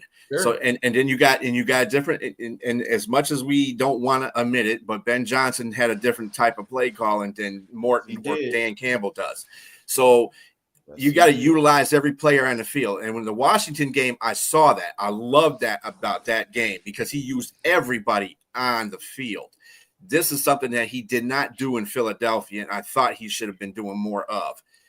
And you got to do that against good teams. But let's be honest. At the same time, the defense is taking over where the offense is lacking, which I thought was going to happen this year. They need to step up. The defense has stepped up. That's why I said Shepard was he's a way better defensive coordinator than AG is, because AG is just a people person. But the point of the matter is he's still a better defensive coordinator. Looking on this, total offense and total scoring offense, the Lions are 5th and 4th in both of those. So they still are getting the ball. It doesn't make a difference what kind of teams they're playing right now. I think what they're trying to focus on is that's why they're using these teams that are good as measuring sticks, because when they get into the playoff atmosphere against these teams, they know what they got to recognize. Yeah. Okay. So everything's a trial by error for the next 7 games. And also they have to, and let's hope that's what it is, because that's going to matter, because that Sunday game against the Philadelphia Eagles was a playoff game. And that is exactly what it's going to be like, if not more intense, with more on the line when you're going up against these teams. I mean, let's think about it. B, do you like your chances of going to Seattle? If we were to play Seattle today in the playoffs, would you like your chances of going against Seattle in Seattle right now? Do you like their chances? Weather-wise, no. Well, I'm talking about in the middle of the season, no. Right, but you get what I'm saying. So these games right now, especially in the NFC, are going to be very important. Like they really just have to step it up a notch, and it seemed like the offense is still missing an identity, because one game you can put up over 500 total yards, but then the next game you're struggling to get to 200 yards. Let's look at that from a standpoint, because I think as Lions fans are prisoner of the moment all the time. We put a 500 yards on a sorry ass defense. Okay. Mm-hmm. You had to play the Eagles the next game. That's a tick up of defensive. Even though Eagles defense statistically has struggled, they still present a problem because they have good position players. They just haven't been good as a team sometimes because they have been exposed. But they still have good dudes. They have Davis. They have Carter. They have Cooper DeJean. They have Quinyon Mitchell. Adoree they have Jackson, dudes. Blankenship. Yeah. So I mean, it was going to be a tougher situation going into Philadelphia. I think we all said that we got to see what Dan Campbell looks like as a play caller against a legit defense, and we got the answer. He struggled heavily against it, and Dan's got to look in the mirror and make some changes. Every play caller does that. If they get their ass whooped, they figure out, hey, I got to make changes. Again, let me emphasize this, okay? Philadelphia is on the edge, just like a lot of teams in their position right now are. They are playing good enough to win some games. Yeah, they should have lost against Green Bay because that stupid call that Sirianni made of the 4th down thing. They should have capitalized on that. Green Bay didn't, but Green Bay is just as fucking idiotic as they are. So, Philadelphia is not a good team. They're not a good team. They're finding ways to win. That's all there is. And other teams are giving them the chance to win. They're playing within the margins. They're exactly. They got beat by a team that knows how to play, and that was the Broncos. Or execute on offense. Execute on offense. Yeah. Well, Broncos have a hell of a defense this year. They got a hell of a defense. Their defense is great, but that's just what they are. I'm not convinced. I mean, they got a couple of more games, Philly does, that they have to prove that they're, in the mix. To me, that they're going to come and go to the Super Bowl. I think they're just squeaking by. I don't think they're extraordinary. I think the idiot play calling that Dan made against Philadelphia is partially the reason why the Lions lost that game. Most of the reason why the Lions lost that game. Now, had they had better play calling, they would have won that game. Think about this right now in the NFC, the way that things are shaping up in the NFC. Let's say the Lions continuously play the way that they're playing now. The Rams, the Bucks, the Seahawks, everybody who's in the playoff picture now. Do you see any of those teams beating them? Because I don't. I see the teams that have to play Philadelphia to get to the Super Bowl. I feel like Philadelphia is still a tick ahead of everybody else. They're still defensively, offensively, I don't think they're good defensively. They're ranked low in every defensive category. The Rams should have won the game that they played in Philadelphia, but their field goal kicker can't fucking kick a field goal because it keeps getting blocked in their face. Well, Jordan Davis did. Stafford had him coming down and the Rams almost beat the Eagles in Philadelphia if it wasn't for a whiff on one of their O linemen on Carter. I mean, but it happens. That's what I'm saying. The Rams can beat Philadelphia. That's why they have those players to make those types of plays. Yeah. And the thing is that whether we say it's luck or not, they had a player in position to make a play, and he did that. That's what good football players do. That's what you do at home. Well, I mean, there's two sides to that coin, though. If you have the other player on the other side screwing the hell up, then obviously it's going to make that player look good. Absolutely. So you got two flip sides of the coin. And think about this, the Rams, Philadelphia side. But think about this, the Rams have their woes as well too, because I remember the San Francisco 49ers who was banged up, no Kittle, no McCaffrey, no Brock. That was a bad loss. They lost in their own house. Yeah, I just chalk that. We could chalk that up to this. Your division opponents tend to play a lot tougher than everybody else because they know you got to see them twice. That's why the Giants the one thing, and I know you guys were saying earlier about how Lions fans, get up in arms, but this Sunday night game was critical. It was critical for seeding positioning. Because the truth is, golf and the outdoor thing is kind of a thing. And now I know last year we had the number 1 seed and that didn't fare well, but at the same time, I'd rather be home in my own crib regardless and have Philly to come here. But instead, we can still win the division. And if things play out that way, that's fine. But we have now Philly has a tiebreaker over us. Currently, until decided otherwise on Thanksgiving, the Packers had the tiebreaker on us, and they had that stupid tie, which kind of really makes things kind of weird. But unless the Lions, they go strong and finish out, for seeding wise, it's critical. It's absolutely critical because wild card round, if they could somehow find a way to win a division, that means the division winner, you're hosting the wild card. If they don't win their division, then they're going to have to go on the road and play 4 games to get to the Super Bowl. or Yeah, plus or Super Bowl depending on who instead loses at of home being home here. yeah. So that's why it was so frustrating, that loss, because there was a lot on the line. Our own division, our own in division seating, and the conference seating. So that's and It yeah, was it's the defending Super Bowl champions too. So again, I think we'll be fine. They can't necessarily keep continuing playing the way they're playing, even against bad teams, because even some of the wins that we've had, I've seen where even on some of the big plays where Gibbs will have or whatever, our offensive line still allows a little bit of penetration in the backfield. But granted, those we they've been got bad through. all year. Well, Some days it's been better. to your previous point, be about Ben Johnson. Ben Johnson had Frank Ragnow, and I miss Frank Ragnow. Mm-hmm. I miss him. Yeah, I get that. I want a Frank. healthier I want Decker. Frank Ragnow back because the Zeitler. dude was a warrior. He played banged up, but my God, that the middle of that offensive line was never a question. And heck, even when Stafford was here, I don't even really remember Stafford facing too much pressure up the middle because of Yeah, Frank I wish Ragnow. Those were the ends that were getting to him. I love Frank, but he should have told them before the draft, so they could have made that a point of emphasis. Well, he kind of told you after the NFC title game 2 years ago, because I remember I heard a statement right after we lost that NFC title game. Yeah, but a lot of players say that. He said he had but when a guy really says that, that means it's in his mind that he's thinking like, hey, my body's breaking down. I want to be able to pick up my kids. I want to be able to do the things I want to do. So he kind of told you. Well, they did draft two linemen. But he stuck it out. We went 16-2, and then we didn't get home with it. And I was worried. In the back of my mind, I was worried because I remember he said that after the NFC title game 2 years ago. And I was thinking like, oh my God, how much longer we got with Frank Ragnow? That's why for me last year, I was so pressed, even though we won all those games. I was like, we got to get it done because I don't think we're going to have Frank Ragnow too much longer. Now, yes, he was quiet this offseason until he made his announcement. Then I'm thinking like, whenever oh crap, what are we going to do now? Whenever you start talking about part of that, you could say that from 2 years ago, he was alluding to that, but then you still have to be in communication with the team that you're with. Say, look, I'm planning on retiring. You guys should look for my replacement or draft somebody in my spot, not to tell them what to do, but that, so that they're aware. If you just came out and if that Ragnow's a professional, okay, the problem is he didn't tell them in time for them to make draft preparations to replace him, and that's the problem. Did he retire before the draft or after draft? I'm sorry. I thought he retired after the draft. Right after?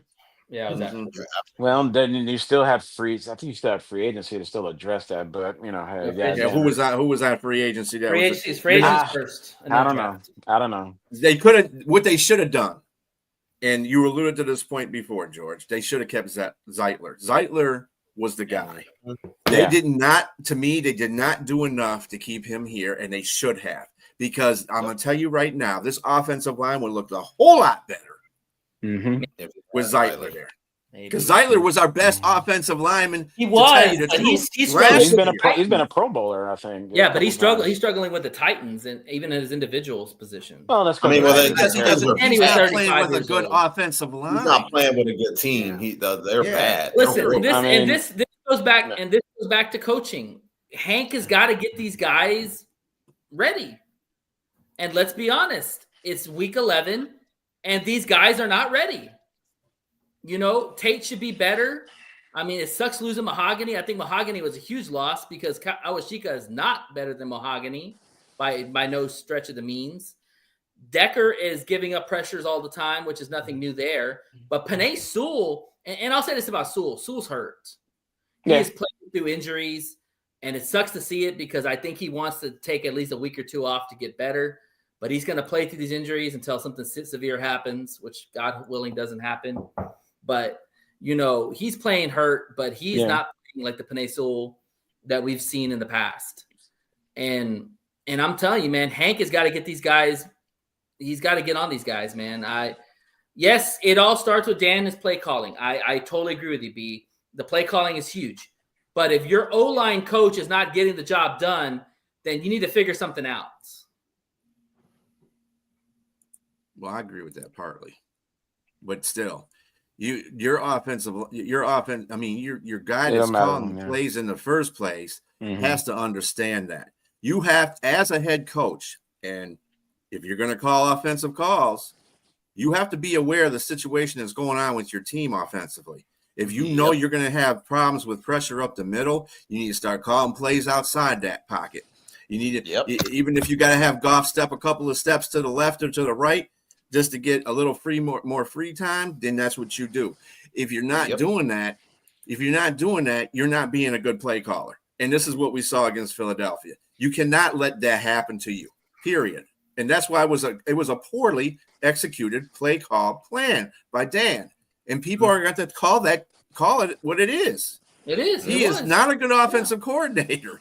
And he even said that as a couple calls he wanted back. Which most play callers say that all the time. I think he just should have just punted a little bit more, when necessary, realizing how the game was playing. Sure. No. Taking the point. Punting and taking the points. Yeah. Because, when you start realizing, oh, wait, they're not scoring or they're not getting down the field as fast. No, man. And we're making them go 3 and out, but then they're also making us go 3 and out. Then we got to play this chess game positioning and push them back though. Because I don't know if we had more yards than but it seemed like when we were starting back on our own 10, which we kind of we were able to get to our own 40 or their 45, and we gave them more good field position, obviously, because we couldn't convert on 3rd and 4th down. So just got to punt the ball more. Let Jack Fox, who's probably one of the best punters in the NFL, do what he does. So I think gonna have to be more of a defensive team going forward. Exactly. I think the 4th downs, like B said earlier, when you're at the 50-yard line, unless you're in that middle ground where it might be too long for a field goal, but might be too short for a punt, then you got to go by the analytics in that aspect. I'm okay with him going for it when you're at the goal line because you're not going to beat a team with field goals a lot of times, especially the good teams. You got to score touchdowns. We've seen a lot of games where teams just scored field goals and lost the game because they didn't score touchdowns. So you got to get those points when you can. But yeah, when you're at the 50-yard line, punt the ball. I totally. At the same time, though, you got to see what their offense is doing. Their offenses wasn't doing squat. They had one touchdown, so field goals would have made a difference in that game. Sorry. You're trading the field goals in that type of game is going to matter. They didn't have no problem. It would have made the game closer. They didn't have a problem not going for field goals. They kicked 3 of them. Come on. Yeah, it wasn't. That was credit to the defense. It wasn't like Philadelphia was just running up and down all the field. Exactly. No, they kept Saquon bottled up pretty good. It's just they stopped the tush push. They stopped the tush push at least 4 times in that game. That's the most I've ever seen anybody stop. But even a couple of field goals, we still would have lost the game. No, I don't think so. No, we wouldn't. I think we lost by 7 of the game. at 6. Let me ask you guys this question. Are you okay with going forward on 4th down? And let's just say it's particularly within goal of distance. It's in like 4th and goal or whatever. Are you okay if we're already like up 7-0, trying to go either 14, or should you want to just take the field goal and go up 10? Depending on who we're playing. If I'm playing a team like the Eagles, I'm taking the field goal. Why? Because how they played on offense, the Lions were stopping them. They were stopping their offense. So they had to score at least twice to get ahead of the Lions. All right, and that's why I preface it by saying if we already have 7 points on the board and you already got them down on your own 3-yard line, so if you don't go up 10, you're trying to go up 14 and forego the field points. By how the defense was playing, you at least got them pinned on their own 3-yard line. So I guess what I'm asking, what I'm prefacing is, are you okay with Dan Campbell being more aggressive if we already have a lead per se of a touchdown lead, basically? But are you okay with it there? You're trying to double Depending up, on the team, or you're trying to. You could go up by 10, but you go up to go by 14. Are you okay with them putting that at risk? Yes. Okay. That just had to ask that. I was wondering. So the thing with Dan's aggressiveness, and we all have to just understand this and move on. He's not going to change his aggressiveness. He even said in his presser today, he's like, "Yeah, no, I'm not going to do that." The thing is that is he going to be more cautious about the longer 4th downs, like where the 50-yard lines where you change possessions? I sure as hell hope so. Because the thing is, in today's NFL, if you don't get that 4th down, that team can just kick a field goal with 10 more yards with all these kickers that are kicking like 50-yard bombs. So your margin for the defense is not very much to give up yards. So maybe 10 yards at the most. If it's at the goal line, you bet your ass Dan's going to go for it. That's just what he does. And that's why I was asking. That's why I was asking if you guys can live with that. Granted, if we already have, we have no choice. We have no choice. We praise him. That's his curse. Is that he's very aggressive. That's a thing that he's going to. And I'm starting to see it. And I didn't want to believe it at first, but that's the thing that's going to kill you when you're in the playoffs. We've been seeing it. We saw him against the 49ers. That you're playing. You cannot. Well, the 49ers, we were up by 14 points, so we could go for it on fourth down. We could have kicked the field goal. That game had nothing to do with his fourth down call. It had to do with the execution of the fourth down call. Yeah, Josh Reynolds dropped 2 of the passes. But he could have been more conservative and kicked the field goal and added to the total, but he went for the kill shot. I can't really kill him on that one because Josh Reynolds had the ball in his hands and literally just dropped it. But so if he catches one of those 4th down passes, we could be talking about, hey, we got to the Super Bowl, but I can't tell you what we did because obviously that'd be disproportionate. That'd be bad. One of those 4th down passes. It was a lot of things that went into it, like Jahmyr Gibbs fumbling and then Christian McCaffrey running in for a score. That was another thing that killed him. I mean, adding points does not hurt. It backs the team up and it makes the team have to adjust on the fly to do things. They get desperate to try to keep a lead or to try to keep up with you. That's why you try to add as many points as possible. That's why a game like Philadelphia, kicking field goals, no matter where you were, was very crucial because let's say he did kick a 40-yard field goal and they missed it. What's the difference between missing that field goal and then you going for it on that 4th down when you're already 0-3? Right. Well, let me ask you this question. Analytics say you probably won't get it since you're already 0-3, so just take the damn points. But no, you want to go for it again and then let Philadelphia get it on their 45. Yeah. Let me ask you this question. Let me ask you this question. Y'all be honest with your answers on this, okay? When you watch Lions games, when he doesn't go for it, do you think in your mind, man, he should have gone for it, especially if it's a miss? Or especially if it's if they punt it and the other team comes back and scores a touchdown, like damn, he should have gone for it. No, because if he doesn't go for it and he punts and plays field position, I can understand that too. When he does go for it, I understand that's the mentality he instilled when he first started, especially that first year, which was pretty nasty. He was trying to instill a mentality, but now that you got a little bit better pieces to play with, he doesn't necessarily need to do it as much. But I think he did to what B was saying. He maybe doing a little too much because he's trying to. I mean, he admits that's who they are, and I think that was when he was trying to initially instill his program here. And I think it's already set. Now you got the guys who understand, and it's okay. As a matter of fact, Dan Campbell has changed every coach's approach a little bit in this league because every coach now is going for it on 4th and 3 or 4th and 3 and 4 at minimum. So. I understand why he's doing it, and I know as a fan, I've kind of co-signed onto it because I know, one, that's kind of gotten us here, but 2, he doesn't need to do it as much, in my opinion. So if he doesn't do it, then I'm fine with that. He needs to be smart about it. That's what I'm saying. Yeah, but you got this uncontrollable urge to keep going for it and just being petty and doing it because I'm going to do it because I'm Dan Campbell and I said we're going to do it. That's bullshit. You need to think about what the game is. That's what I think he wasn't trusting his defense because he was probably worried that the Eagles probably if he wasn't trusting his defense, he's a damn fool. I think he said his defense played lights out. Yeah. Well, and that's another. But that also goes back to the point of when you're in the early phase of that game, especially going in that game. I didn't know that nobody was going to put up over. Everybody was going to be short of 20 points. Nobody's going to put over 20. I thought it was going to be like a 30. I thought it was going to be. I thought it was going to be 24-28 or something like that. That's what I thought. I was expecting going in that game, expecting to see a few more touchdowns on the board.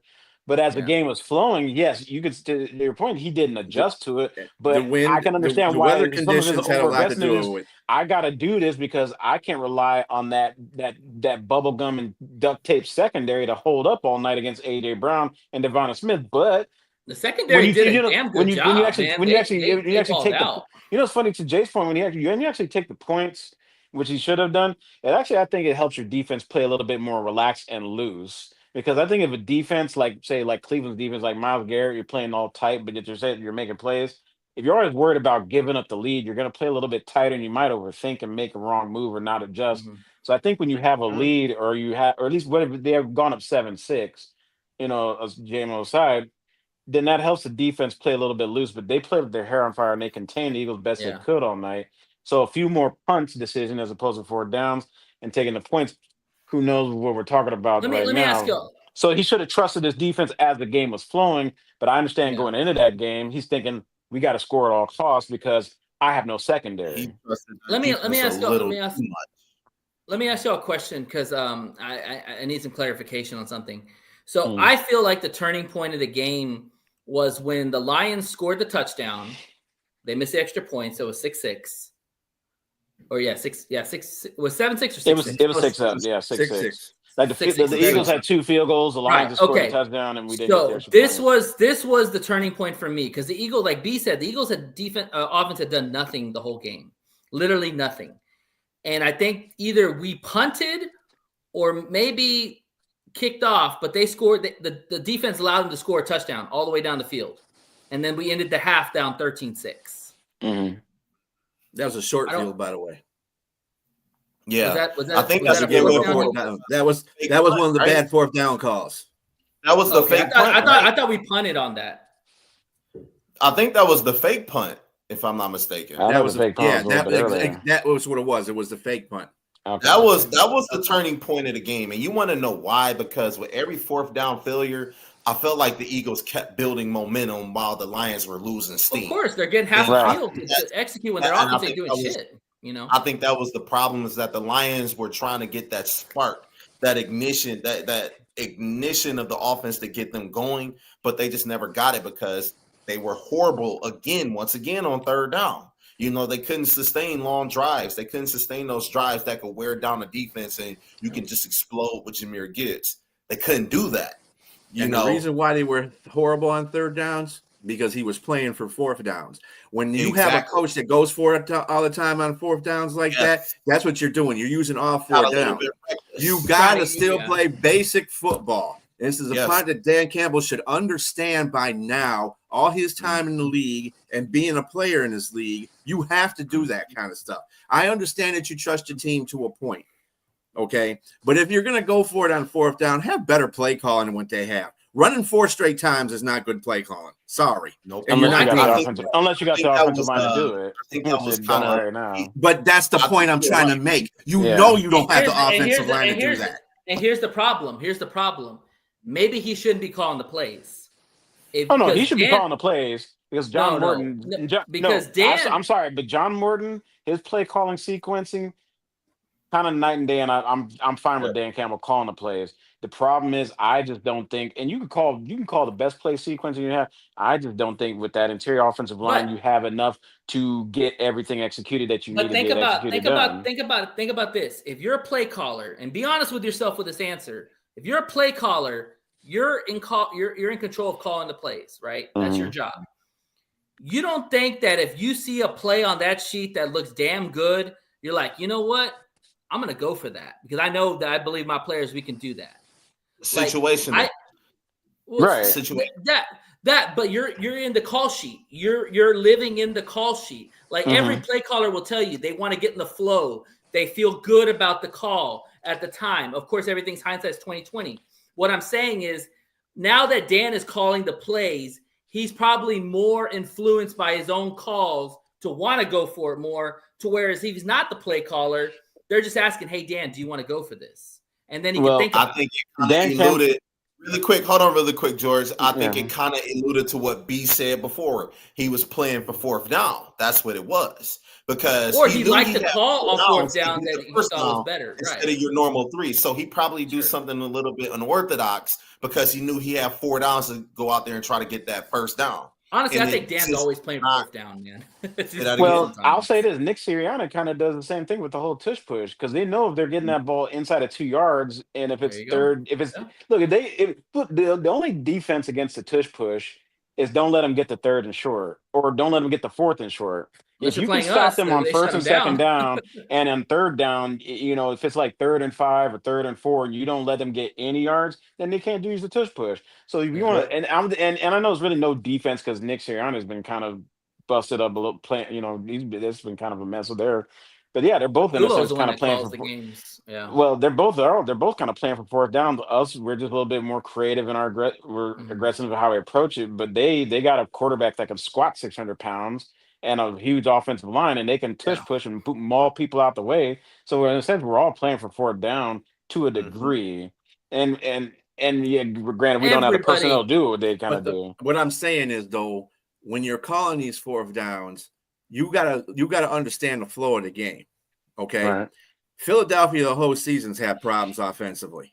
Period. Sure. And you're watching tape, and you know where their offensive deficiencies are. You can't just go by because AJ Brown is getting mad because he's not getting the ball because their offensive play call. But Petula, he Taking up your sucks. fantasy. He sucks. Kellen Moore won on that Super Bowl last year because it wasn't Petula.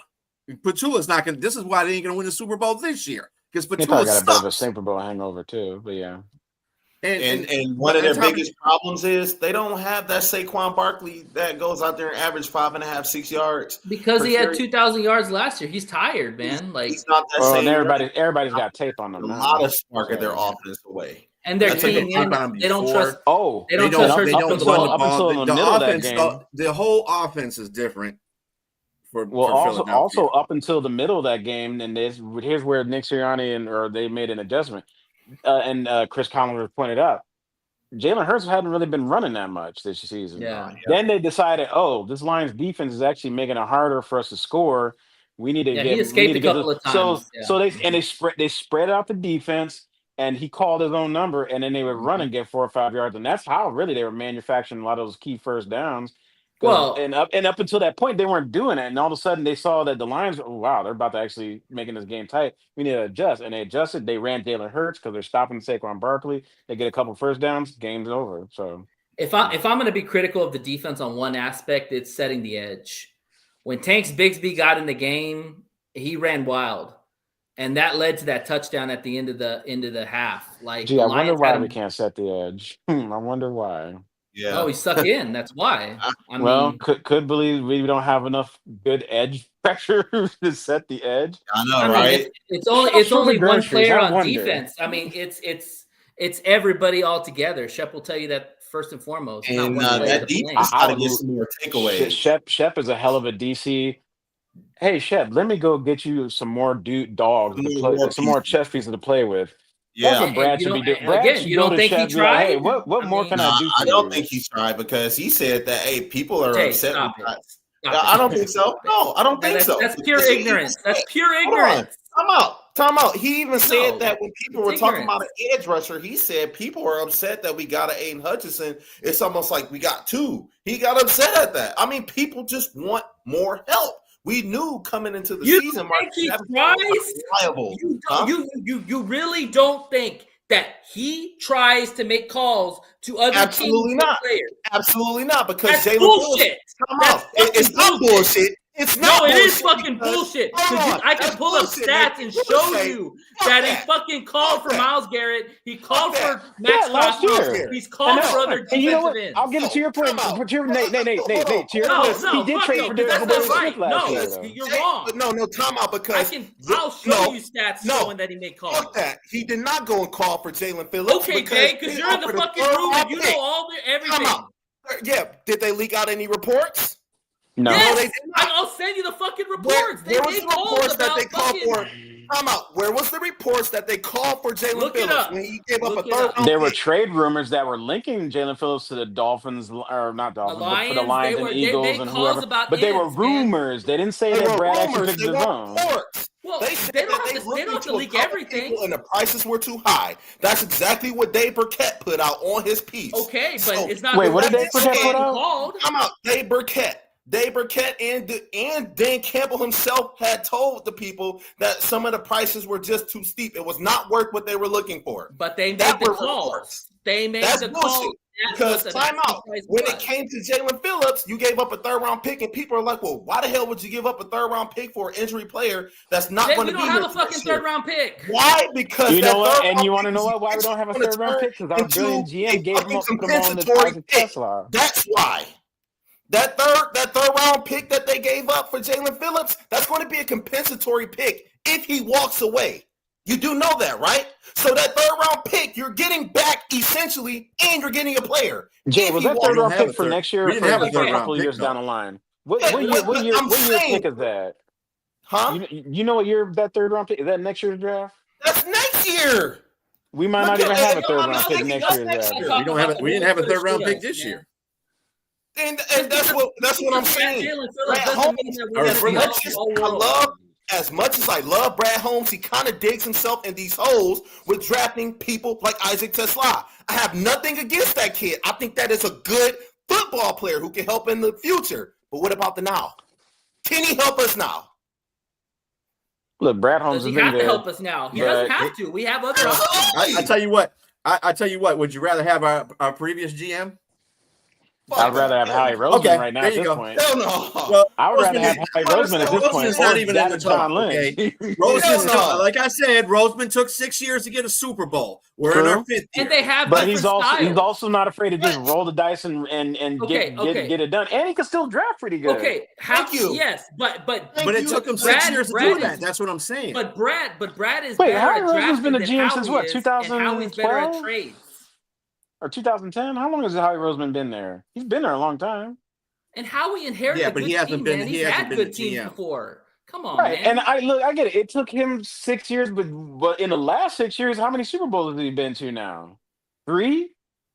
And he's drafting. No. And you know what? And Howie Roseman is using draft capital to not only make good picks on players, but he's also using future capital to finish off the cake with proven players, guys that other teams have drafted. No, Robbie, here's a funny thing. When they were traded for Jalen Phillips, they got the Dolphins to pay the rest of most of his salary for this year.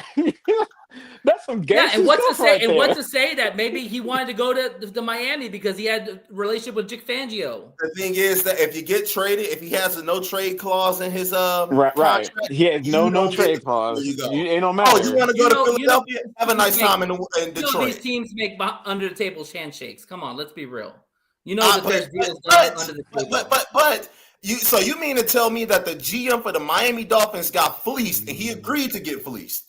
With the Miami Dolphins, I said that they helped each other out. No, he's also saying because I guess maybe Jalen Phillips went to the GM and said, "Hey, I like the Eagles because of Vic Fangio, that he did him a solid, just like Brad Holmes did Matthew Stafford a solid because Matthew Stafford asked to go to LA." Now, if that is the case, I agree with that. Okay, but at the same time, if I'm a GM running an organization and if the Lions offer me a better package of draft compensation, I don't care about what you like. I'm going to send you where I can get the better where I can deal. be able to help my team out. If that's helping me out. Now, Miami Dolphins maybe there's that family relationship of, hey, you went to Vic Fangio, you like him, we'll do you solid. I guess Miami Dolphins. You know what? If Jalen Phillips, Miami Dolphins, if Jalen Phillips wins a fucking Super Bowl, you can talk.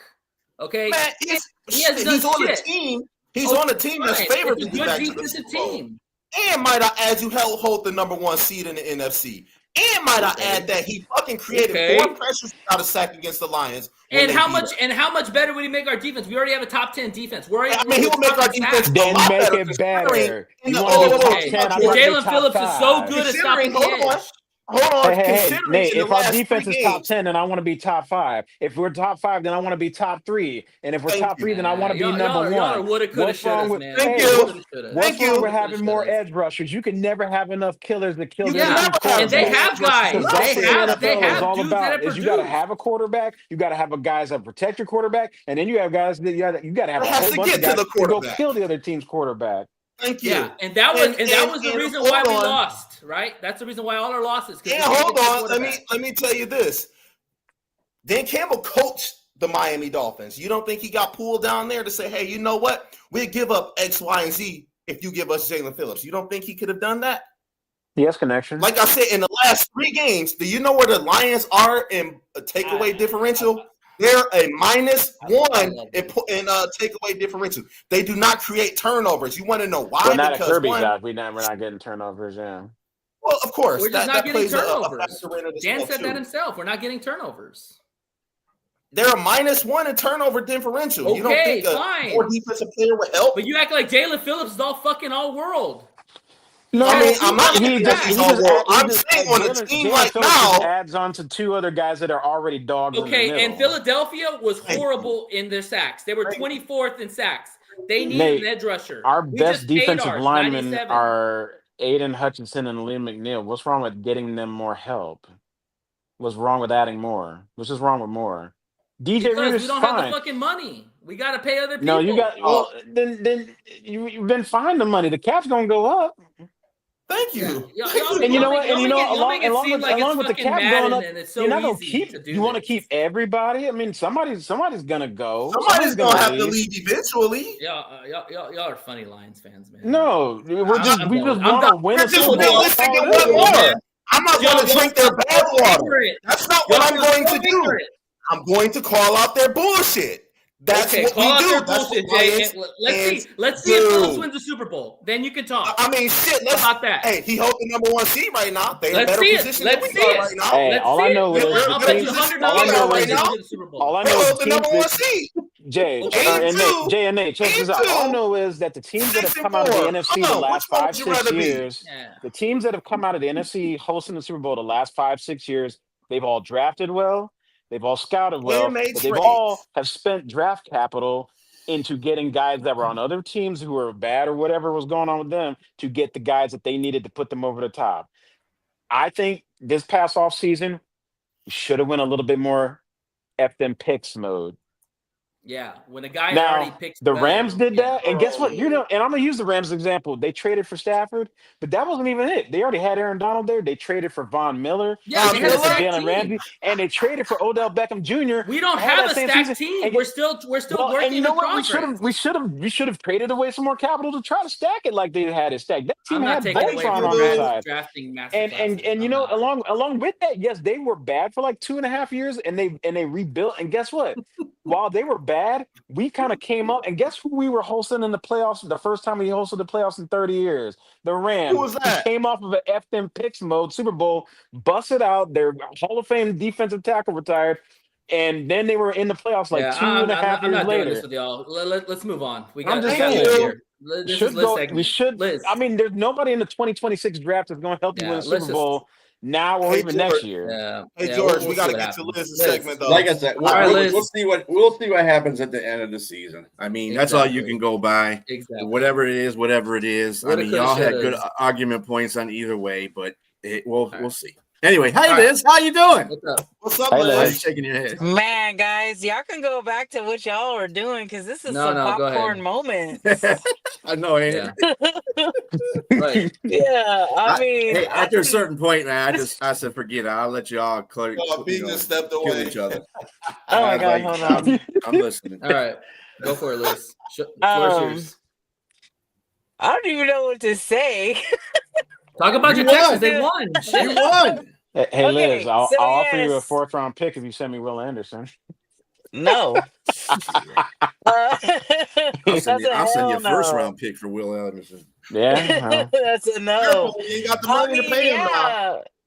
Yeah, go ahead. The Texans do got money, but they somehow don't know where to spend it at. That's all I know. Rest in peace, Tank, though. I'm just saying, that dude I don't even tore know all what's 4 of his going on. ligaments. Like, what is going on with him? They haven't said anything about anything in the media about Mr. Dell, but he's not gonna be back until next season. I mean, I don't even know if he's gonna come back. That's the talk of the town. That's the talk of Houston. Like, they don't even know if he's gonna come back. Yeah. Anyway, wow. Tell us about the win. Tell us about the win. So yes, the Texans won. It was great, but I mean, the Texans still did a lot of stuff wrong. They're still digging early holes. Another slow start. 6-0, missed early chances. This team keeps making itself come back from behind. I'm sorry I sound like all crazy, but they missed red zone opportunities. Houston had a golden shot at the goal line, but Mills got sacked on the 4th and goal from the 1, left points on the board. There was missed field goal. I mean, Mr. Fairbairn is out, but Mr. Wright is here, and he needs to be Mr. Right now. He hit the upright from the 31 yards on the opening drive. Could have been costly. Too many pressure plays allowed. Titans had 4 sacks with Jeffrey Simmons disrupting the pocket. Pass protection was shaky. It was yeah, we won. I felt like Texans should have did way better. I mean, because they're the Titans. They should have been way better. Like there should have been a lot of points on that board. True. And they let the rookie, what's his name? Cam Ward, sorry, drove 95 yards to tie the game with 1 minute and 35 seconds left.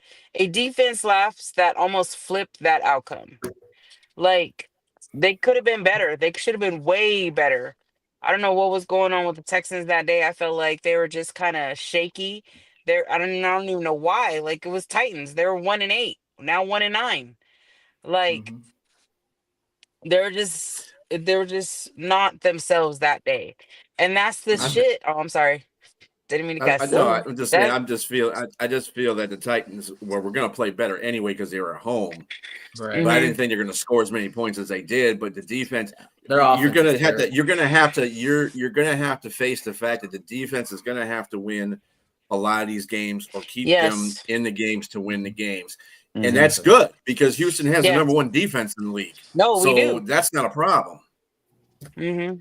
And division games are just funny that way. I mean, that's like you're going to see your next door neighbor twice a year. You're going to play them. You got each other scouted up extra heavily, and you draft. And some of your drafting is influenced by how good your in division rivals are. So.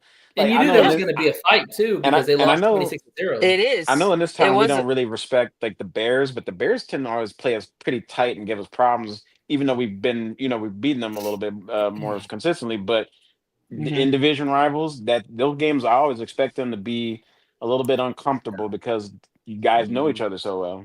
Exactly. And the thing is, the Texans did do some right stuff. Like they finished strong again.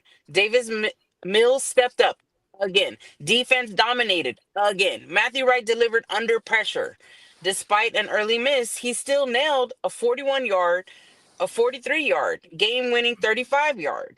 But the coaching and the game management, Mr. Ryans, he kept the team calm. He trusted his backup quarterback. He showed improvement in his situation. They didn't have to win. That's all. We got Thursday night. We got Thursday night football. Okay, we're Thursday night. We're playing Mr. Allen. Like that shit is unreal. Like they really need to. Mr. DeMarco really needs to step up. And that coordinator Nick Colley. Oh my gosh! Like your offensive coordinator, defense coordinator, special teams. Like what's going on with y'all guys? Like come up with everybody hates their something. offensive coordinators nowadays. Everybody. Anybody notice that DeMeco Ryans looks like Marlo Stanfield from The Wire? That dude, he looks like he looks like he'll have you get got though. So honestly, I know because I was like when I looked at him, I was like, dang, he looked like Marlo Stanfield. And you know what? But he's got that program together. I think the players play for him, so I got a lot of respect for DeMeco Ryans. Yeah, and he was a former D coordinator for San Francisco, right? Yes, he was. Yeah, so he knows how to run. He knows how to run the defense. Former defensive player there. Just looking at him, I'm like, I keep thinking about that scene where he had little Kevin just taken out. I'm just like, dang, DeMeco Ryans is a killer. But I'm so over this O-line coach. Like he is just pissing me off, and I know I'm not the only one. But I know the Texans need to come through this Thursday. They need to attack Buffalo's secondary. They need to run right at them. Don't bounce outside. Buffalo struggles inside the zone. And so I feel like if Buffalo defense breaks late in drives, Houston can win it. Like they can do 8 to 12 play drives. They can get it. They can get it done. They can take man, this game has me nervous, but like Bills special teams too, they give up short fields, they big returns. The Buffalo packs the box in the red zone, but Houston beats it. Like we can get it. Well, the good thing is at least you're home and win the turnover battle. Yeah. If the Texans, you can think your GM 1 to 2. You can think your GM about your offensive line Because why are you giving away players to other teams when they were doing so good with their offensive line? Laramie Tunsil. This is the same. This is the same thing. This is the same thing that we talked about with Brad Holmes and Zeitler. Why the fuck aren't you trying to get offensive line? You know you have a quarterback that's a tree back there. Okay. I'll take a project. Offensive line is your stable of the whole team. I'm sorry. Yeah. If you don't have an offensive line, you're not going to do very good. You're not moving the ball. The final formula for the Texans to win is contain Allen, downhill run game, 2 to 3 explosive passes, turnover force. Texans win. My bold intake for Texans is Texans 27, Bills 24. That's all I can say. It's just like we just need a win. Mills needs to just keep this win. Keep going. Like Stroud is out. He's out another week. So Mills needs to play for his brother. That whole team needs to play for Stroud. That whole team needs to play for Texans. Houston. Like this city ain't no joke. H-Town. Let's go. H-Town up. Because they need to get back in the playoff race. That's what I'm saying. Yeah. We're still in the hunt. Yeah. And if the Chiefs are 5-5, they can stay 5-6, and we can be 6-5. You know what I'm saying? Like, let's go. I mean, I think you guys have a legitimate shot at winning because Buffalo is playing so inconsistent right now. That's it's like what I'm sometimes saying. they want to play, then the next time they don't. I mean, and that's like a blueprint for most of the teams in the NFL right now. Nobody knows. That's the reason why we can never pick games, really well because everybody's playing differently. Like Atlanta has failed in life.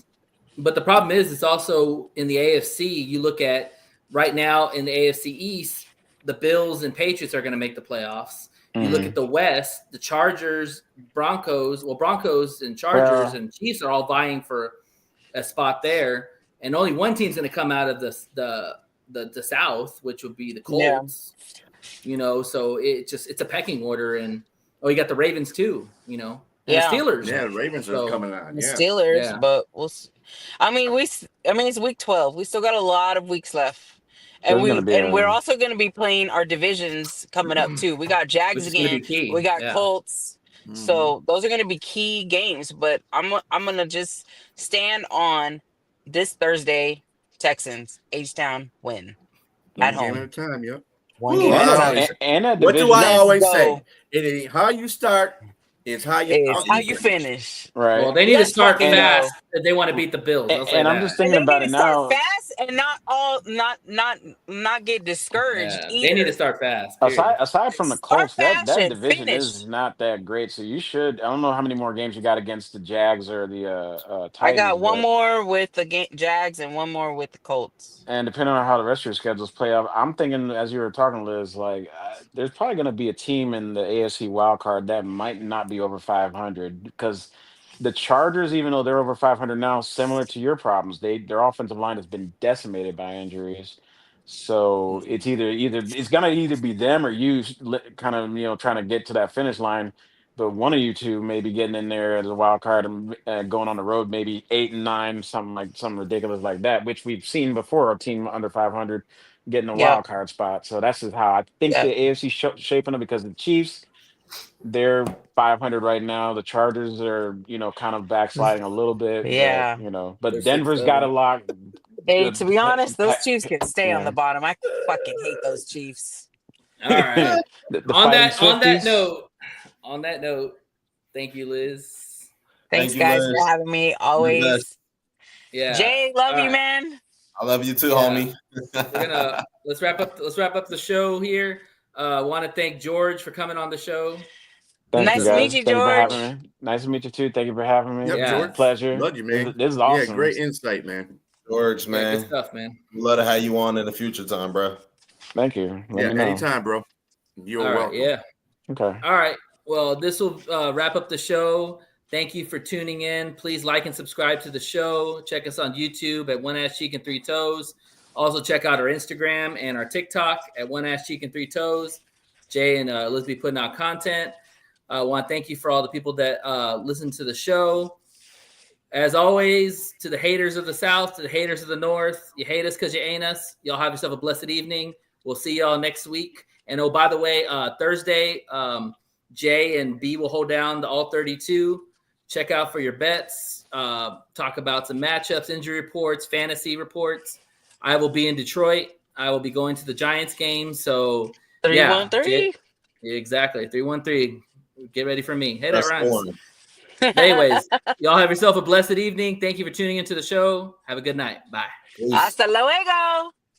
Front of you cannot see what's in front of you. Yeah, promise that you get to run into if you knew what's about to come to you. It's about to get real dangerous. It's about to get real dangerous. It's about to get real dangerous.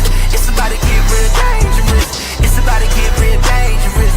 It's about to get real dangerous. It's about to get real dangerous. It's about to get real dangerous.